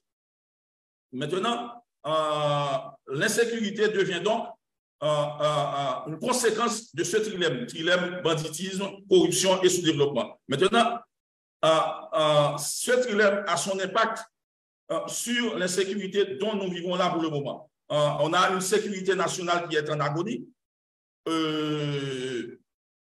Tout comme on a constaté une réalité médiévale haïtienne, c'est très intéressant peut-être pour les chercheurs. On a vu pour un espace vital, socio-économique et même politique qui n'a pas connu le Moyen-Âge tel qu'il était défini et vécu en Europe, eh bien là, pour le moment, la situation actuelle d'Haïti peut être mesurée sans commune mesure à ce qui se passait dans le Moyen-Âge, dans l'espace ou bien dans l'époque médiévale en Europe. On constate également qu'on a des territoires non contrôlés, ou bien ce sont des territoires non gouvernés, ou peut-être même des territoires gouvernés alternativement. Et également, on y voit une forme de souveraineté défaillante qui est partagée avec des intérêts privés, des intérêts internationaux. Ça, c'est pour la sécurité nationale à l'intérieur de la sécurité multidimensionnelle. Également, au niveau de la sécurité publique, on y constate une sécurité publique précaire. On a un ordre public versus désordre public. Également, on y constate une privatisation de la sécurité publique versus publicisation de la sécurité privée. À ceci, étant donné que le temps nous fait un peu la guerre, on avance, peut-être qu'on aura la possibilité de fournir certaines explications là-dessus. Et en plus, nous constatons une démarche utopique d'état des droits, tout comme une sécurité citoyenne à l'état embryonnaire. Aussi, au niveau de la sécurité humaine, nous constatons que la sécurité humaine n'est pas abordée ou mal abordée. À l'intérieur de ce constat, nous pouvons mettre l'accent sur les menaces à la jouissance de la sécurité humaine. On a également une sécurité économique non assurée, et tout comme une sécurité alimentaire bafouée. Et nous constatons aussi une sécurité sanitaire très faible, une sécurité environnementale de comédie, une sécurité personnelle délaissée. Nous constatons aussi une sécurité communautaire inventée et de façade. Et enfin, une sécurité politique circonstancielle et raquettée. Comme élément de conclusion, nous pouvons dire que la lutte sans cesse contre la corruption est une nécessité. Il faut essayer de la réduire de plus de 50% pour résoudre le problème d'insécurité et de banditisme dans lequel on se trouve actuellement. Comme autre élément de conclusion, les décisions prises pour éliminer les éléments du trilemme ne sont pas intelligentes. Je pense qu'il faut prendre des décisions intelligentes par rapport en essayant d'inclure l'économie, les innovations et les technologies pour essayer de juguler, les éléments du trilemme, même si c'est une forme de jugulation en partie. Comme autre élément de conclusion, les défaillances et inégalités socio-économiques et politiques sont trop énormes et justifient sans commune mesure la situation actuelle dans laquelle le pays se trouve. Ensuite, les institutions de contrôle social armées et non armées sont trop faibles, pour ne pas dire inexistantes dans certains cas. Et comme dernier élément de conclusion, on a une manque d'une force stratégique antiterroriste et anti-gang. Comme élément de recommandation par rapport à tout ce qu'on vient de dire, il faut, je pense que certains panélistes ont déjà mentionné, il faut, comme l'a dit Assemoglou, par rapport à toutes ces difficultés, faire intervenir la bonne gouvernance. Ensuite, il faut un renforcement institutionnel. Troisièmement, il faut mettre en place des task force police judiciaire afin de lutter contre la corruption.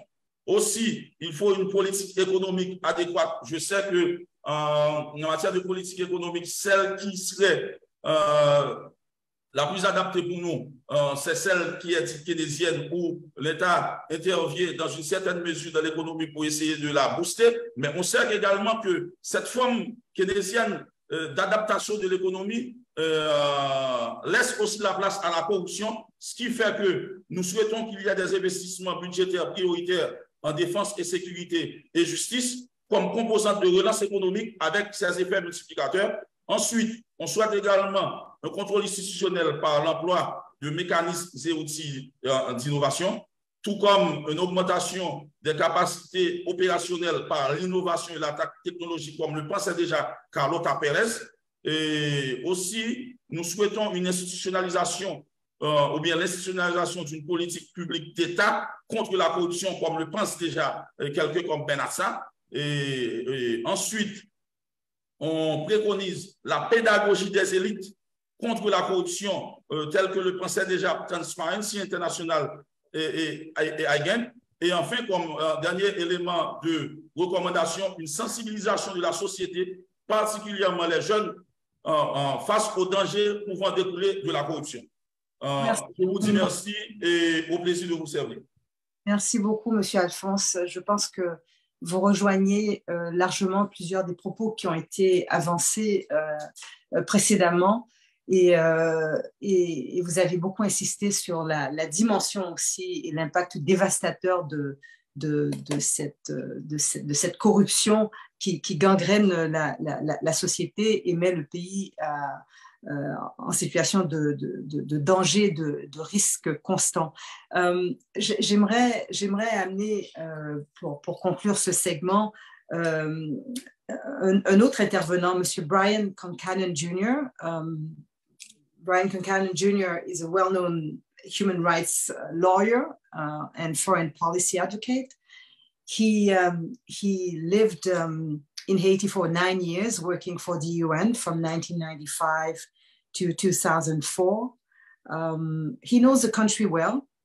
He's very attached to it. He speaks Creole and continues to serve as the executive director of the Institute for Justice and Democracy in Haiti, which he co-founded. So on the matter of insecurity, Brian Concannon Jr., in the work he was involved in, participated in a trial known as the Raboto massacre trial, which was considered one of the most publicized human rights trials of all time in the Americas. It allowed the conviction of several high-ranking officers and paramilitary leaders for their participation in an April 1994 massacre against the civilian neighborhood of Raboto, a post-seaside community in Gonaïves. And the United Nations and scholars lauded the Raboto trial as a landmark, the longest and most complex trial in Haiti's history, and a huge step forward for the Haitian justice system. The most important rights trial in Haiti. So, Brian Concannon, I can't see you right now. Are you still with us? I'm still with you, yes. I can see you. There you go, I can see you now. Okay, great. In that occasion, with that trial justice, justice did triumph, I would say. Justice did triumph. But still, the acute causes of insecurity in Haiti persistently, I would say, the dismantling of Haitian democratic and constitutional institutions, and everyone has raised that in this panel, the lack of rule of law, governance eliminating the rule of law, and how is it a key factor in the current unrest that we see in Haiti, the current situation in Haiti, from your point of view? That's a great question. I'd like to first start by apologizing for not speaking Creole or French today, and thanking all the translators for making everything we say understandable or accessible in 4 different languages. I'll say in Creole, ma monde pardon, pas parler Creole, je dis, when pense que moun qui parle Creole, yo déjà connaît sa mapti, et que li plus important pour moun qui parler anglais, tant de moins, je dis. And I'd like to just very quickly, I know we have time constraints, I'd like to very quickly add my thanks, add to what everybody else said about thanking the organizers for bringing us together today. A good start for me for talking about Haiti in the spiral of transnational crime is an initiative that we at the Institute for Justice and Democracy in Haiti did with the GTS, or Groupe de Travail sur la Sécurité. And GTS is a think tank comprised of many Haitian experts, including many several that are on the panels this week. And it's a really interesting group because not only are the people very experienced in their area, but they come from many different areas and from many different social and political perspectives.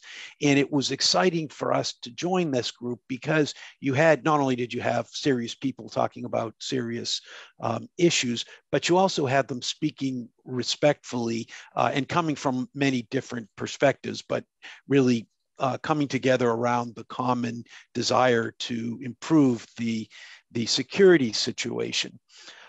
And so we had the opportunity to join some calls with the GTS because we were collaborating on a project to investigate what could be done about guns coming basically from Florida to Haiti.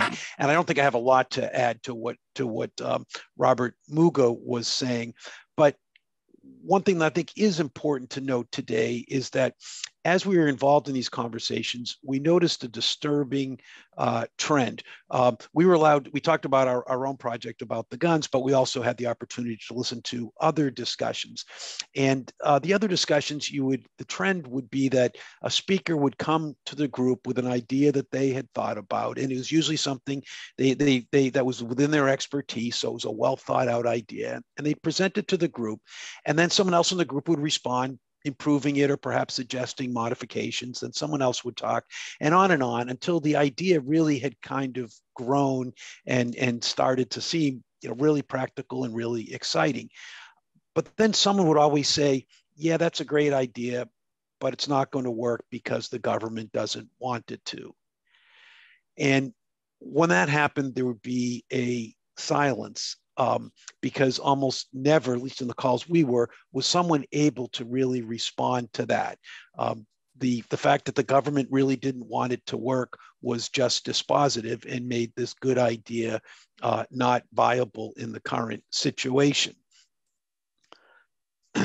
And the background to this, and as Michaëlle mentioned, is that this is a government that's involved in systematic dismantling of the rule of law and has been for over a decade. All we need to look at is the sanctions list that have so many ministers and former ministers on them, as well as other Robert slides about gang contacts and everything else, with repeated connections between members of the ruling party and the insecurity. I'll add one more to what other people have mentioned.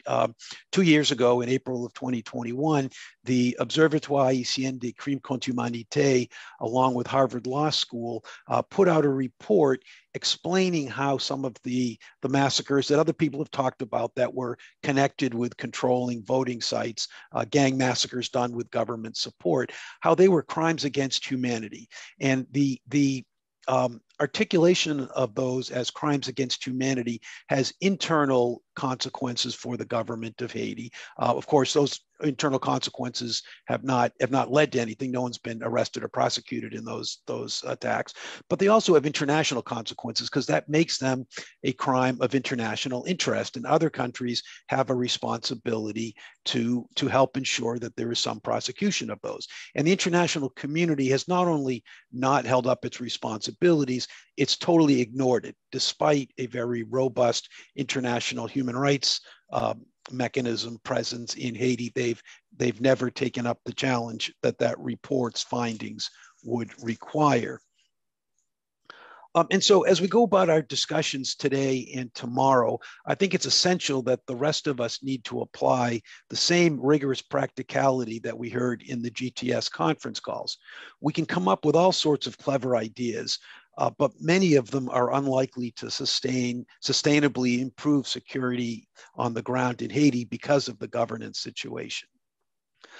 In terms of to more directly respond to Michaëlle's question about some of the key obstacles, I'd like to address the obstacles in the international approach to governance in Haiti. And I'd like to make 2 points that are in part based on the experience of the August 30th accord from the Commission for the Search for Haitian Solution to the Crisis. That's often known as the Montana Accord. And it's not my role as a non-Haitian to say whether Haitians should or should not support the accord itself. But I would like to note 2 things about it that almost no one outside of Haiti discusses and that are absolutely central to our discussions this week. My first observation is that the Montana Accord is a declaration of independence from foreign interference. In fact, the very first sentence of the accord reads, quote, "For 2 centuries, the protesting Haitian people have never ceased to resist an anti-national state placed in practice under the tutelage of various international powers." So they identified, as they were seeking for Haitian solution, the first problem they identified was not some of the internal problems in Haiti, although there are certainly plenty of those. It was the fact that it was outside intervention that is placing Haiti under tutelage. And the Montana Accord is not alone in identifying foreign interference as Haiti's principal challenge. Haitians are shouting that on the streets, in the newspaper, on social media, and in meetings, including today's. Just last June 12th, a broad range of leading Haitian civil society groups, some of them represented in the next panel and elsewhere in today's discussions, they issued a document titled "An Urgent Civil Society Appeal for a Rights-Based International Response to the Crisis in Haiti." And the second sentence of that appeal reads that the international response must, quote, "explicitly seek to avoid the harms caused by past abusive international interventions. An essential first step is to stop propping up the set of actors who created the crises facing the country, including those currently in power." Stop Propping Up was written in bold. And non-Haitians talking about Haiti these days often repeat that there needs to be a, quote, Haitian solution to the insecurity and governance crises. But instead of allowing a viable Haitian solution based on the desires of most Haitians, the international community continues to keep propping up the set of actors who created these crises. A Haitian solution that will actually alleviate insecurity in Haiti requires that it come from all Haitians, not just Haitians that the powerful actors in the international community find worthy of support. My second observation from the Montana Accord is that the Accord process relies extensively on the extremely rich Haitian traditions of consensus building. This point is universally overlooked in international discussions of Haitian politics, but it's essential because there is a broad disconnect between Haitians calling for a Haitian solution and the international community's response to that call. Haitians are essentially saying, get out of the way and let us handle it, using their traditions of conflict resolution and consensus. The international community, including governments, media, and civil society, just simply refuses to trust this process. They insist that the Haitians produce a plan with every step set out before they can stop propping up the set of actors who created the crises. This approach obviously disrespects Haitian sovereignty, but it also ignores the practical reality of Haitian capacity to non-violently resolve conflicts. I first came to Haiti in 1995 as a UN volunteer with MISIV, a human rights mission. And I'll make a quick correction to my introduction. I was only with the UN from 1995 to 1996. And for most of the time I was in Haiti, I worked for the Bureau des Avocats Internationaux, which is a human rights law firm that is still active in Haiti and is our sister organization at IJDH. During our orientation with the UN, Mark, an American lawyer with a mission, gave us a training on the legal system. Mark noted that in our work, we would be mostly engaging with conflict in Haiti, but he also noticed that what interested him the most wasn't that Haiti had so much conflict, but that it had so little conflict. We were, of course, shocked when he said that, but then he asked us to think about, he showed us a map on the wall and he said, 3/4 of the area on this map has no effective police presence. More than 3/4 has no consistent electricity. And he said, and think about your own countries that we all like to think of as being more stable and less conflictual, and think what would happen in most areas if all of a sudden there was no police presence and no electricity. And obviously there would be wide-scale violence, the type of thing that was not happening in Haiti when there was no electricity or police presence. And Mark did not understand exactly why Haiti was, in many ways, more peaceful than the United States and other countries with better infrastructure. But he knew there were sophisticated conflict resolution and consensus traditions at work that those of us bringing the, quote, rule of law to Haiti were missing. 28 years later, I still do not understand these traditions or consensus building and conflict resolution capacities well, but I have seen ample evidence of their existence. Most of Haiti still lacks police and consistent electricity, and until the recent takeover by gangs, much of it was relatively peaceful. Following the January 2010 earthquake, the international media kept predicting an outbreak of widespread looting and violence, but with some small exceptions, that never happened. And a few years ago, we had the opportunity to deliver a damage award from a human rights court case in the United States surrounding the Rabateau massacre that Michaëlle mentioned before to our clients in the neighborhood of Gonaïves, which is a neighborhood of Rabateau, which is in Gonaïves. And the amount that we had to distribute was a small amount by US standards, but a very important amount for our clients who were all deeply impoverished. And to prepare for the distribution, my colleagues and we reached out to international experts and people who had been involved in similar cases elsewhere in the world.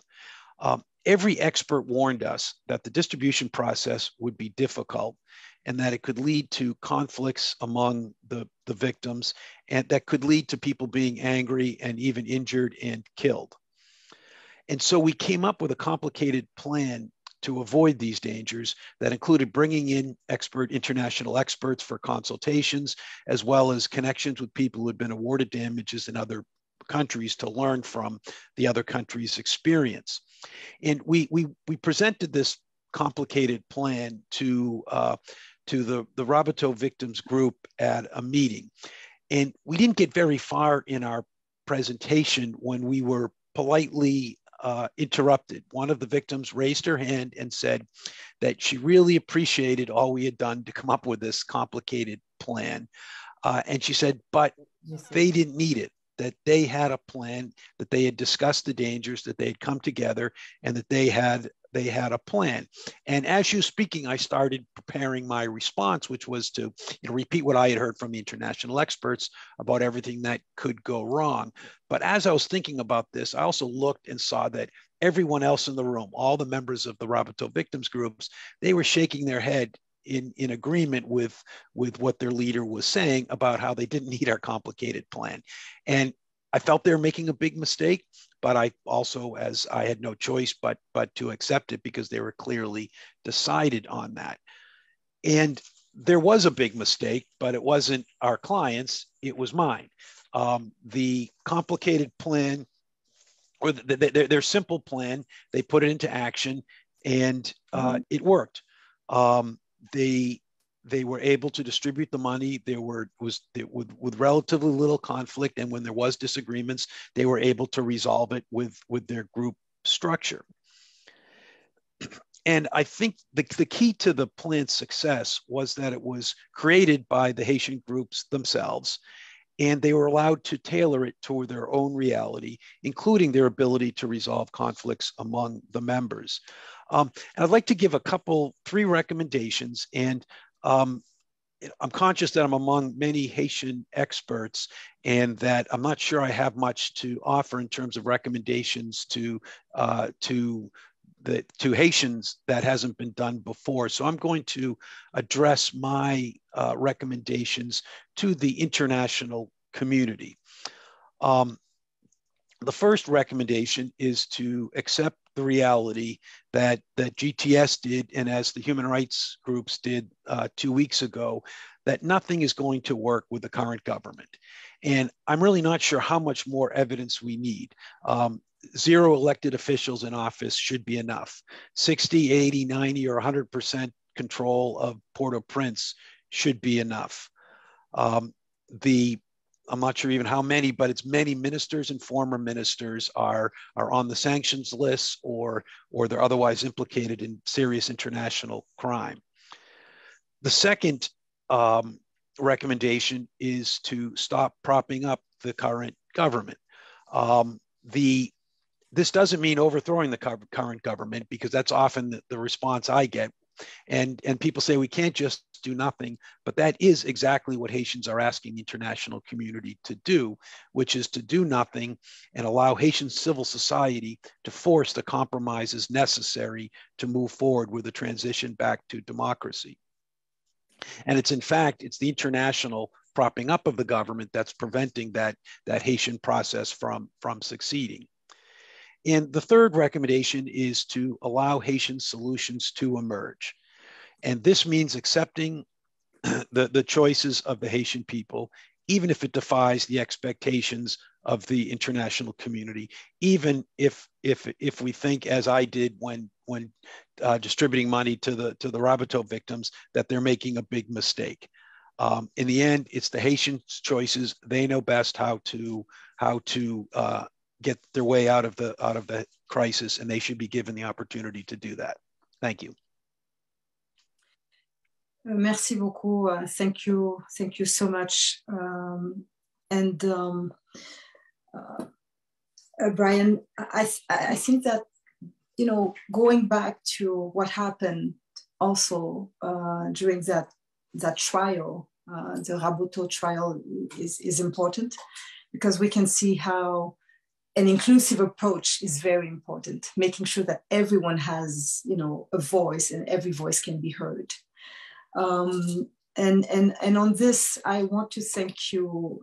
I want to thank the four of you. Je veux vous remercier tous les quatre, James Boyard, Robert Muggah, Arol, Alphonse, Brian Concannon Jr. Vous nous avez dressé le tableau de cette spirale transnationale du crime en Haïti aujourd'hui.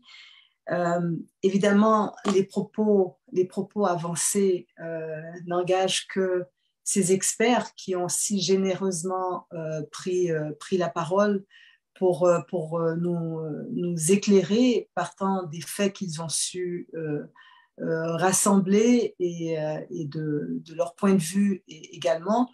À nous, bien sûr, et à vous qui écoutez, qui êtes attentifs, d'en tirer à la fois des enseignements et des informations qui sont cruciales.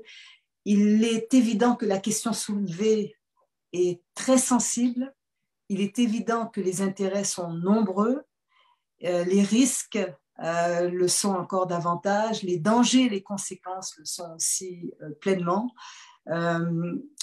Il y a cette nécessité de lever le voile sur une situation dans toute sa complexité et aussi sur des responsabilités qui sont lourdes et qui doivent tenir compte de l'intérêt supérieur d'Haïti et de la population haïtienne d'abord et avant tout. Le prochain segment sur insécurité et droits humains sera conduit par des femmes et je le salue chaleureusement, parlant d'une nécessité d'inclure. Je crois que le point de vue des femmes compte également car elles sont au nombre des principales victimes de cette situation de grande violence sur Haïti. Et le temps a filé très très vite, mais je crois qu'on s'est engagé à prendre ce temps. Cette conférence internationale est importante sur cette spirale transnationale de la criminalité en Haïti. Et je suis désolée de ne pouvoir prendre les questions venant du public. Ce sont surtout des commentaires très nombreux, mais dont on tiendra certainement compte lors du rapport final de cette conférence. Et là-dessus, je vous remercie infiniment de votre attention.